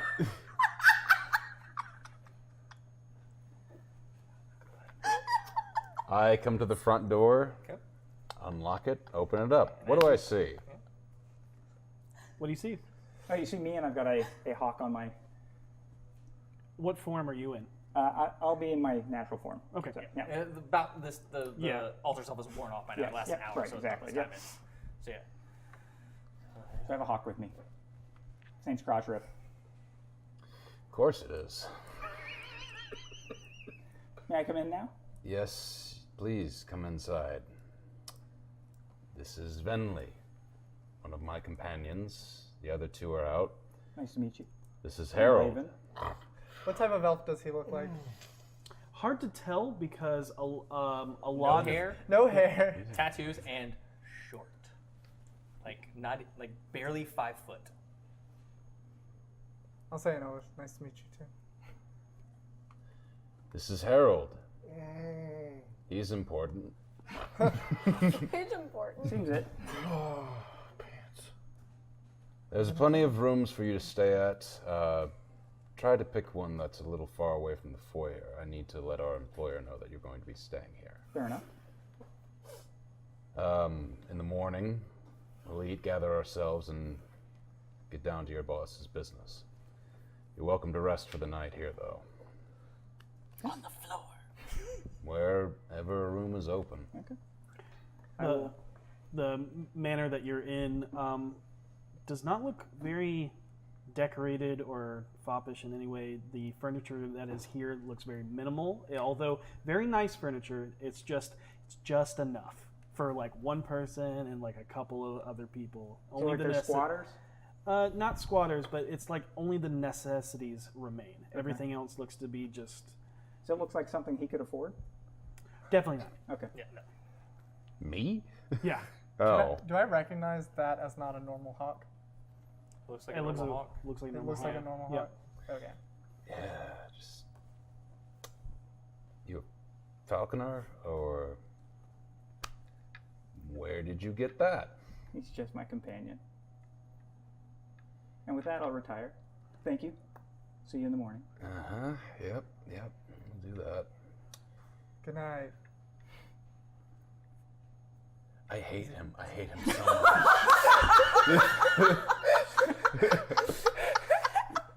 much. Why is he here? He is to assist us in capturing or killing a serial killer who's apparently been targeting solely those who have pointed ears. Shut So are the up. doors to the rooms that I'm going up to open? Can I see which ones are occupied Yeah. and not occupied? Yeah. The ones that are occupied are closed. The ones that are open, and there's enough to take your pick. Okay. Yeah. He is one of Davil's, who leads the Doom Raiders' Okay. right hands. No, close the door. No, keep it open. I go to the door, close it and lock it. You're supposed to keep it open. So we have a stranger staying in this house.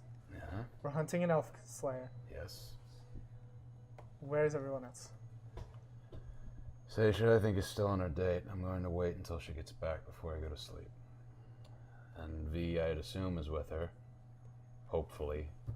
All this Maybe. magic. All this magic and no way to just call someone. Oh, there is. Nobody has it. Not there yet. What? We need to get him unattached to that mug at some point in time. His doesn't return to him. We're What? gonna take his mug. Okay. You hide this. I'm not. I'm not good at lying. Look, I don't want to drink out of it. I kind of weirdly pick it up. Do I feel anything? Make a will save. No, I'm just will save doesn't exist anymore. I don't know magic. I Put in take the it. sewer. I take it down into the fighting pit and bury it underneath some sand. Okay. I want to know where it is, that I can get back to it if I need it. Sure. Because I don't know if this is a piece of Harold's soul or not inside of it. Sounds good. I Take have it. to go ask the elf questions. I go back upstairs. So I'm going to wait about 5-10 minutes, leave Crotchrope with my stuff, with the exception of the stuff that they can't see necessarily, and then go downstairs and see if they've got any food. Okay. Yes, there's a brand new shipment of food as Renair brought in a lot only a couple hours ago. Yep. Well, I still ask. I'm not. Yeah. Do you guys have anything to eat? It's not Here, I'll easy show you. being cheesy. I'll start walking downstairs. Okay. She'll take you to our pantry. I have to attend to our very important person. Very important person. Guys, get away, I farted. You guys continue in the I manor, obey. and we're gonna cut back to V making a decision. Saw. Alright.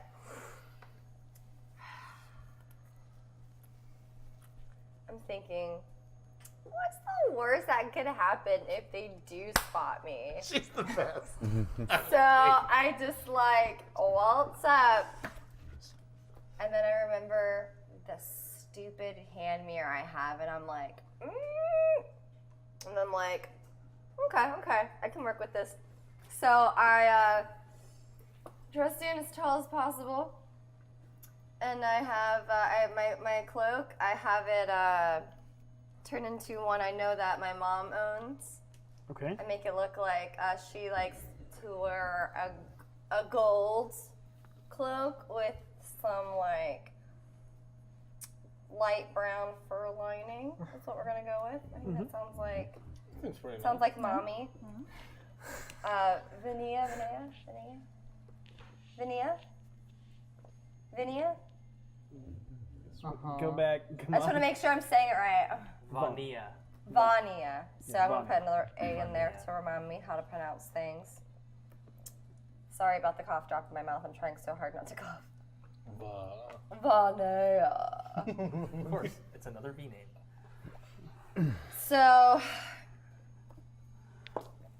I got myself all ready. I put my hair down because it was up. She has her hair down. I'm like, okay, we can do this. And so I kind of go up. And I approach. And I act as if they should know who I am. Evening, lady. How can the Jade Gathala? Yes. It's a pleasure to see you return. Where is... And you see them, like, squinting, trying to figure out who you are. Which one? Vanea.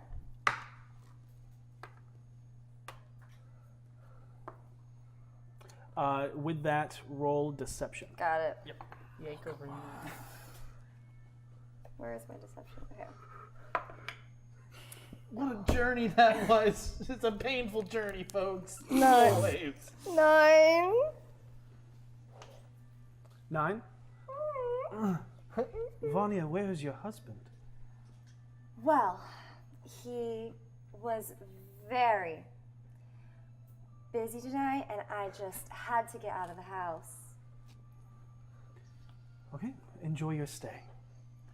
And they open the door, and they say, please welcome Lady, and one says Vanya, and the other says Vio Miliana. They like look at each other like y'all did when y'all were messing it up. He's like, wait, no, dude, no. You're just fired, I asshole. assume we hear that. You are currently walking your way up to the concierge. Oh no! As you make your way up to the marbled counter, where you are kindly greeted by the concierge. He's a thin-built, handsome man wearing a jade green tailored frock coat suit. He has a clean-edged, stylish stubble beard, dark, slicked back, undercut style hair with a beauty mark just below his right eye. Mesdemoiselles, bonjour and welcome to the Jejog. How can we be of service? Will it be a single night or extended stay? Gael looks at you. That's up to you, sugar. I know extended is not in our plans just yet, but we can enjoy the premises for the next few hours, have a nightcap, then send you on your way. Or, if you want to see what it's like to be a queen, I can show you everything you're missing out on till morning, where I can then send you back to Brown Eyes. That is, unless you find little old me too unpleasant to be around. Their facilities are magnifique, if I do say so myself. Quite a night of pleasure against a lifetime of wandering. I mean, they're expecting me home tonight. And with that, you hear Vio Miliana Gathala. You're basically James Bond. I pretty much am. Yeah. Slowly turn toward the door. You see her just kind of like, I perception check, desperately trying to see anyone else I know in this room. Okay. Any other family, just anyone. You're just grabbing at straws. This is magnificent. 22.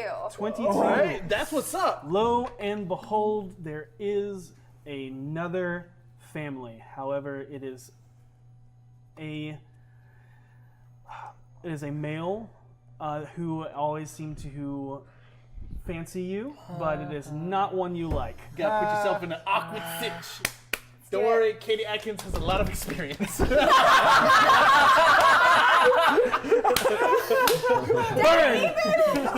Wow! Burn! He's not wrong. Okay. What's his name? His name? Like Chester or something? Oh, I You almost just said placate him long enough Kyle. until they get out of here. Kyle. Brad. Kyle. It's like Kyle of the Goldathons. Kyle. Kyle. Son. Well, it is. Kyle Whitebread. No offense to any Kyles. Yes. It is K apostrophe. Oh, yeah. Yeah, it is. And but the family name is Robin Ledge. Is what? Robin Ledge. Ledge? Yep. Kyle Ledge? Robin Oh, Ledge. Kyle Robin Ledge.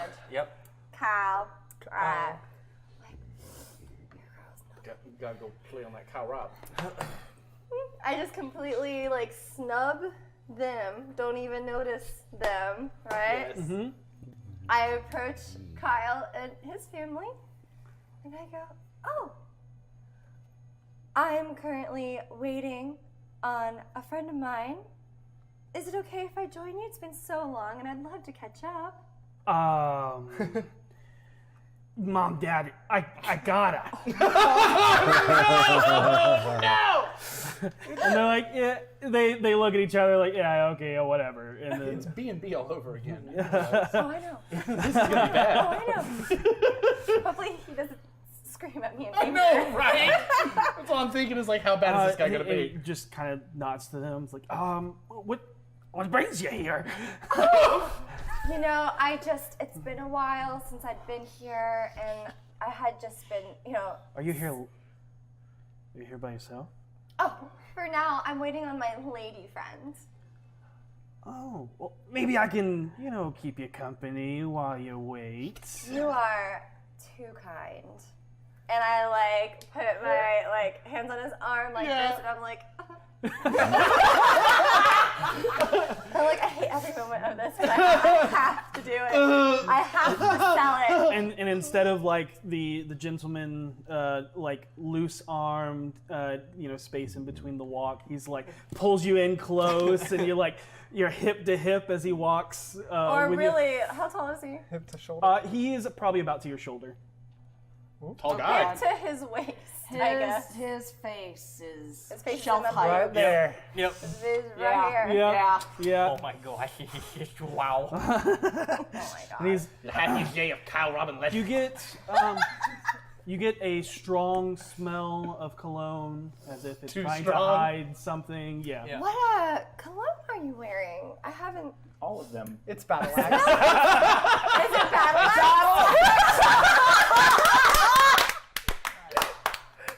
That Line of the night. This is the greatest tabletop I've ever been a part of. Battle axe. Like frost smell, He's like, yeah. battle axe. Like a can and a half. Not too It is very strong. Well, you gotta be strong to wear battle axe. You know what? That is what all the adverts say. Somewhere To wield it. To wield the battle axe. Somewhere, Harold in his You know, sleep. it's funny you mention I wield an actual battle axe. Do you have it on you currently? No, just usually. Oh, okay. That was out of Just- play. But you shoink. haven't taken it Oh, with no. I thought you were asking us, Kyle. No, No. I didn't take it with me Okay. because that would just be weird. How do I Who's that person explain following that? us with a giant How war are you axe? going to defend me if you didn't have your battle axe? Punch him. Okay, yeah, no, that's She legit. knew to punch Okay, him. yeah. No, that's fair. Excuse me, I think I have been on a date before and saved someone by just punching out 3 dudes. I stand corrected. Well, since we're here and alone, Ew. there's a hedge maze. A what? A hedge maze. Oh, I'd actually rather stay inside if you don't mind. Okay. What do you want to do?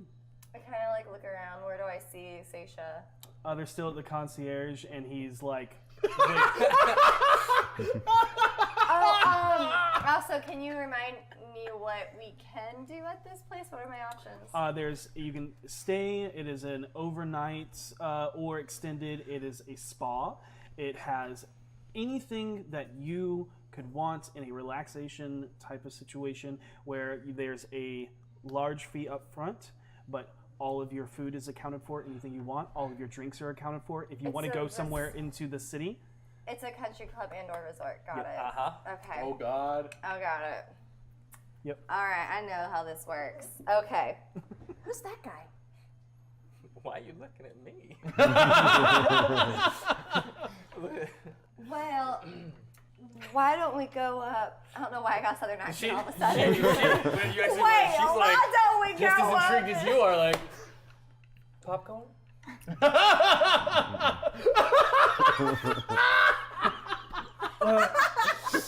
Go where? We could stop by the concierge to look at our options. You've been here before. I know, I just wanted my memory refreshed. Okay, and he like walks confidently, and there's like a slight hesitation on your side, and he just looks back. At first, he looks back, and he's like, I feel dirty with this person. Yikes. Yikes. And I can like feel it, and I'm Yeah. like, yeah. I Like know, I know. he didn't do it on purpose. It's kind of like he just looks back, went, "Oh no," and then looks up at you like, "Please," she didn't notice. Can I roll an insight check to see if she's okay right now? Sure. Yeah, go ahead. Oh, that's actually not bad. Is it a 1? No, it's actually not. That's going to be a dirty 20. Help me. What is so you know that I'm uncomfortable, but I'm okay. Like I did this on purpose to try to not seem suspicious. You see the male, uncomfortable and not okay. You can see he's starting to sweat profusely. I can see the like wafting cologne. Yeah, the cologne is not helping any longer. It's you pick up his nervousness of like, how did I get in this situation? Okay, so quickly. So here's the thing. I think. Okay, she was following us to make sure I was okay. Mademoiselle, Right. what are you talking about? Not. I'm talking to her. Not you. Sorry. And she Why? just puts her arm on you and says, "Sweetie, I know." Okay. That guy looks like a total creep. He does, but this is very entertaining. I like her too much now. Now I really can't is, kill her. But at the same time, I feel so bad for her. I mean, she put herself in this situation. That's true, I did. And she's right. Now, I believe that this is what we call a learning scenario. Oh. So we approach. Right Oh my gosh! Yeah, no, Saesha? I told her. What?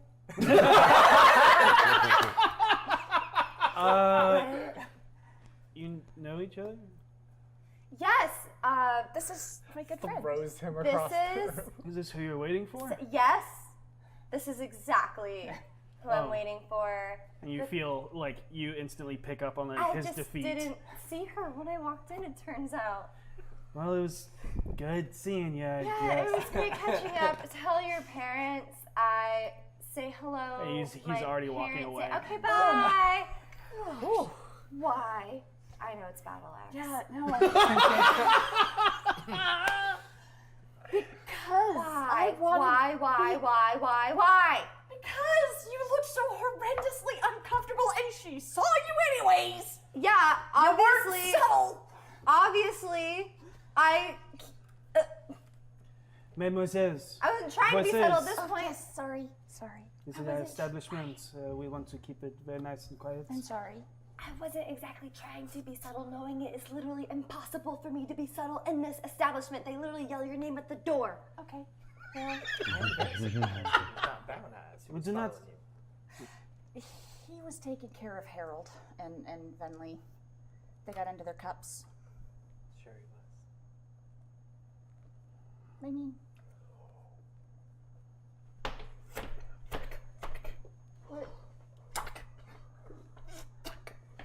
Excuse me. What? Did you do something to Vaas? I did nothing to Vaas. We got him in here. What? they got him back into the city. Oh, I think I'm lost on what we're talking about. We're talking about how Vinley and Harold are super wasted and Ross is watching them, right? Excusez-moi. This is not a parlor for talking. Sure, let's... So You said we could have a nightcap. Absolutely. Okay. So, you're going to stay for a couple hours? Yeah. That is fine. However, is a covered charge of 10 dragons for our inclusive package. Okay. I put down 30 dragons. What? Whoa. Why? As you reach in, she puts her hand. I'm taking you out, sweetie. Okay. Stop making me like this devil woman. And she puts down 30 gold. 30 dragons. Merci beaucoup. Bonne nuit, mademoiselles. Mercy. She holds her hand out. Flap! She takes it and leads you. We can do whatever we like for the tenure of our stay. All you have to do is ask. The beauty of being treated like a queen when everything is all inclusive. You watch, and you pick this up as you're kind of like right there now. It's not even. What's up, guys? Yep. You watch her eyes linger as they look you up and down. Almost everything. And then I click. Can I go into this block? Whoa. Okay. Would you care to join me in a midnight stroll through the gardens? I hear there's a small hedge maze. Or would you rather retire to the spa and be pampered? Let's go for a walk.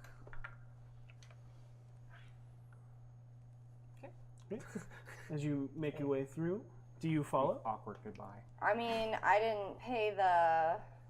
Oh, it was paid for. For me? No, Yeah. she paid for you too. I Yeah. thought it was 15 each. No, it's 10 dragons. Oh, yeah, I'll tag along. Yep.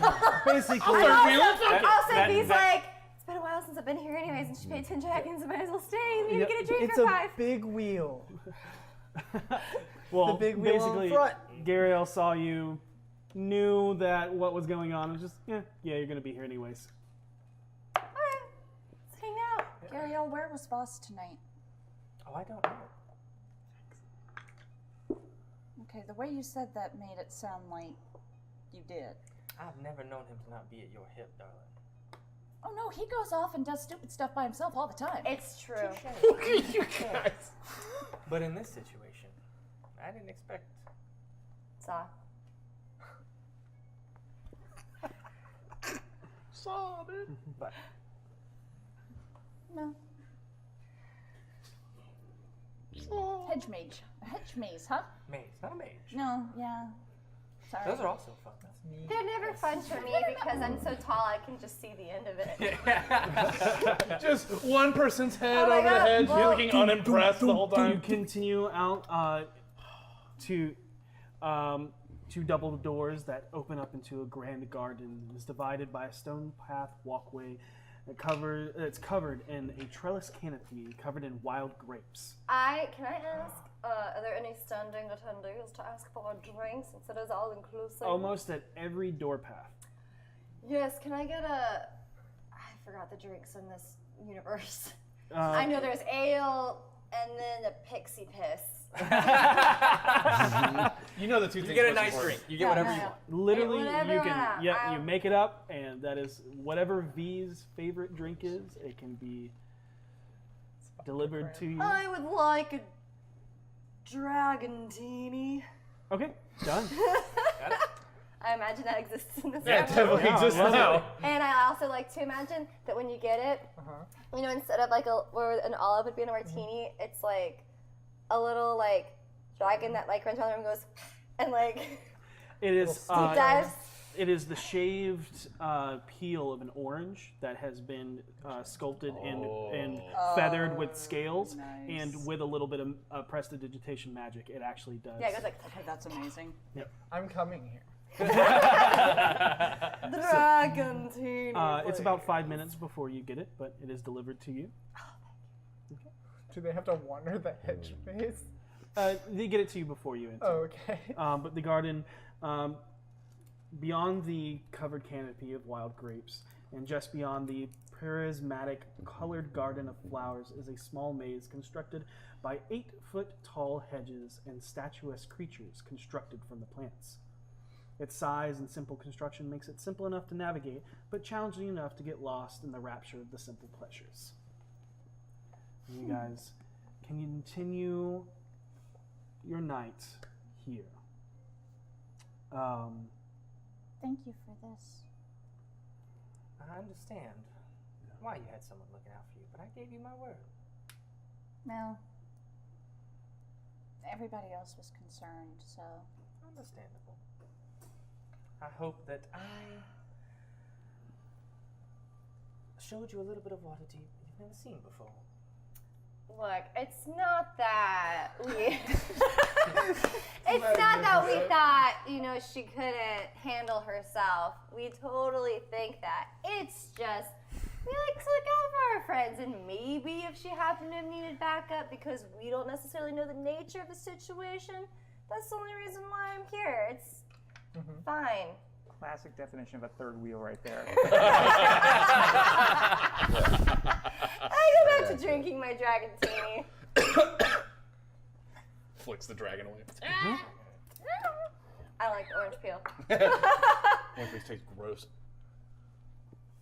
Why are you rolling dice? You don't need to roll dice. Okay. You're cursed. As you drink back your martini, the two other women are no longer standing right next to you. You died. Perception, I guess. Yep. 7. This didn't go as I planned. Yep. You start making your way through the hedge maze, but every turn you go to, you can't find them. I'm panicking a little. Yep. So am I. Can I ask only one thing in return for tonight? What's that? A kiss.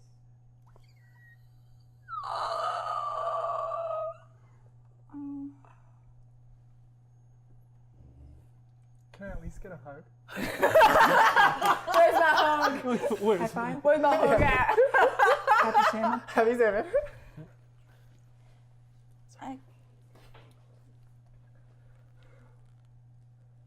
I've never kissed anybody before, and I'm a little freaked out right now.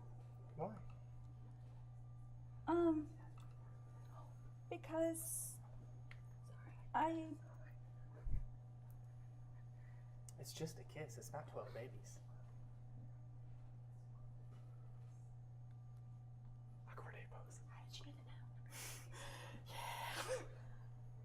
it out? What better way to finish a night of learning and doing things you've never done before?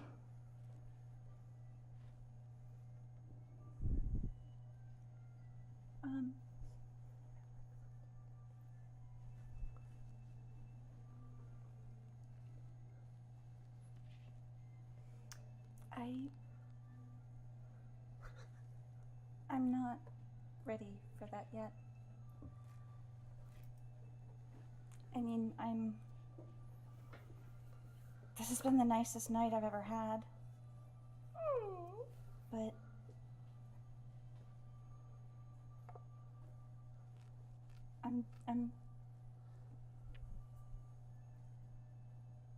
I don't know if I feel that way about you yet. Boom, boom. I'm not entirely sure how, I mean, this is all very new. I understand. I'm sorry. Why are you apologizing? Because I feel like you went to all this trouble and you only asked one thing, and I'm not ready for that. Make me an insight check. I thought you were about to say wisdom saving throw. And I was about to murder. Oh God, no. That's a 6. Okay.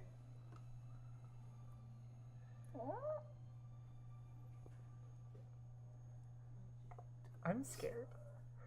God, I love Saesha. You're scared. I'm lost in a hedge. Just stop slouching. Yeah, just jump up a little bit. I do. There's no one here.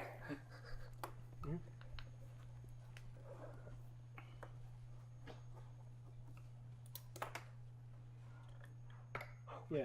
There's a lot of rolling. No, I you're know. I know. I'm getting really nervous. Why so many dice? Just kidding. All that trust we I don't built. know how to Fuck that feel trust. about anything anymore. I want to roll too. And she just kind of takes your chin in her hand, looks you in the eyes, and just goes, "You can trust me." She takes you and she kisses you on the forehead. She brushes her hand over your cheek. Now let's go see how long it takes V to get out of there. And that's where we're going to end tonight's episode. So, yes. Yeah. A wonderful date. There's a lot of dice rolling there. Yeah. Yeah. I assume we'll see you again. Yeah. Oh, yes. Yes. Yeah. Same bat time, same bat channel next Always week, happy right? to be here. Yeah. Dave will obviously be joining us again Next week, we'll see hopefully a lot more of Blaven as we get into the mission that He will be referred to as the Raven unwashable from Blaven. this point forward. The Unwashable. Thanks for tuning in, guys. I hope you had an excellent night. To anybody, did we reach any goals? No, not today. Okay. Sounds good. All right. Thanks for everything What's that you next guys week? did donate. Yep. We hope you enjoyed tonight's episode of a lot of dates and meetings and Yes. Insults. A lot And of these two. Oh my God, these two. I love Blaven. I do Blaven's too. great. Like, can we keep him? We're gonna have. We have Salazar. We don't need anyone else. Salazar's a pet. He doesn't count. Wow, that's. Blaven still looks like a person, therefore not a pet. This man is subhuman. He counts as that. All right. You got a problem with elves? I don't have a problem with elves. I have a problem with you. Subhuman? We're above humans. Thanks for All right. Elf high five. All right. All right. And I got after that. As always, be excellent to each other. and may you always roll with advantage. Good night. Guys. Happy Pride. Happy Pride.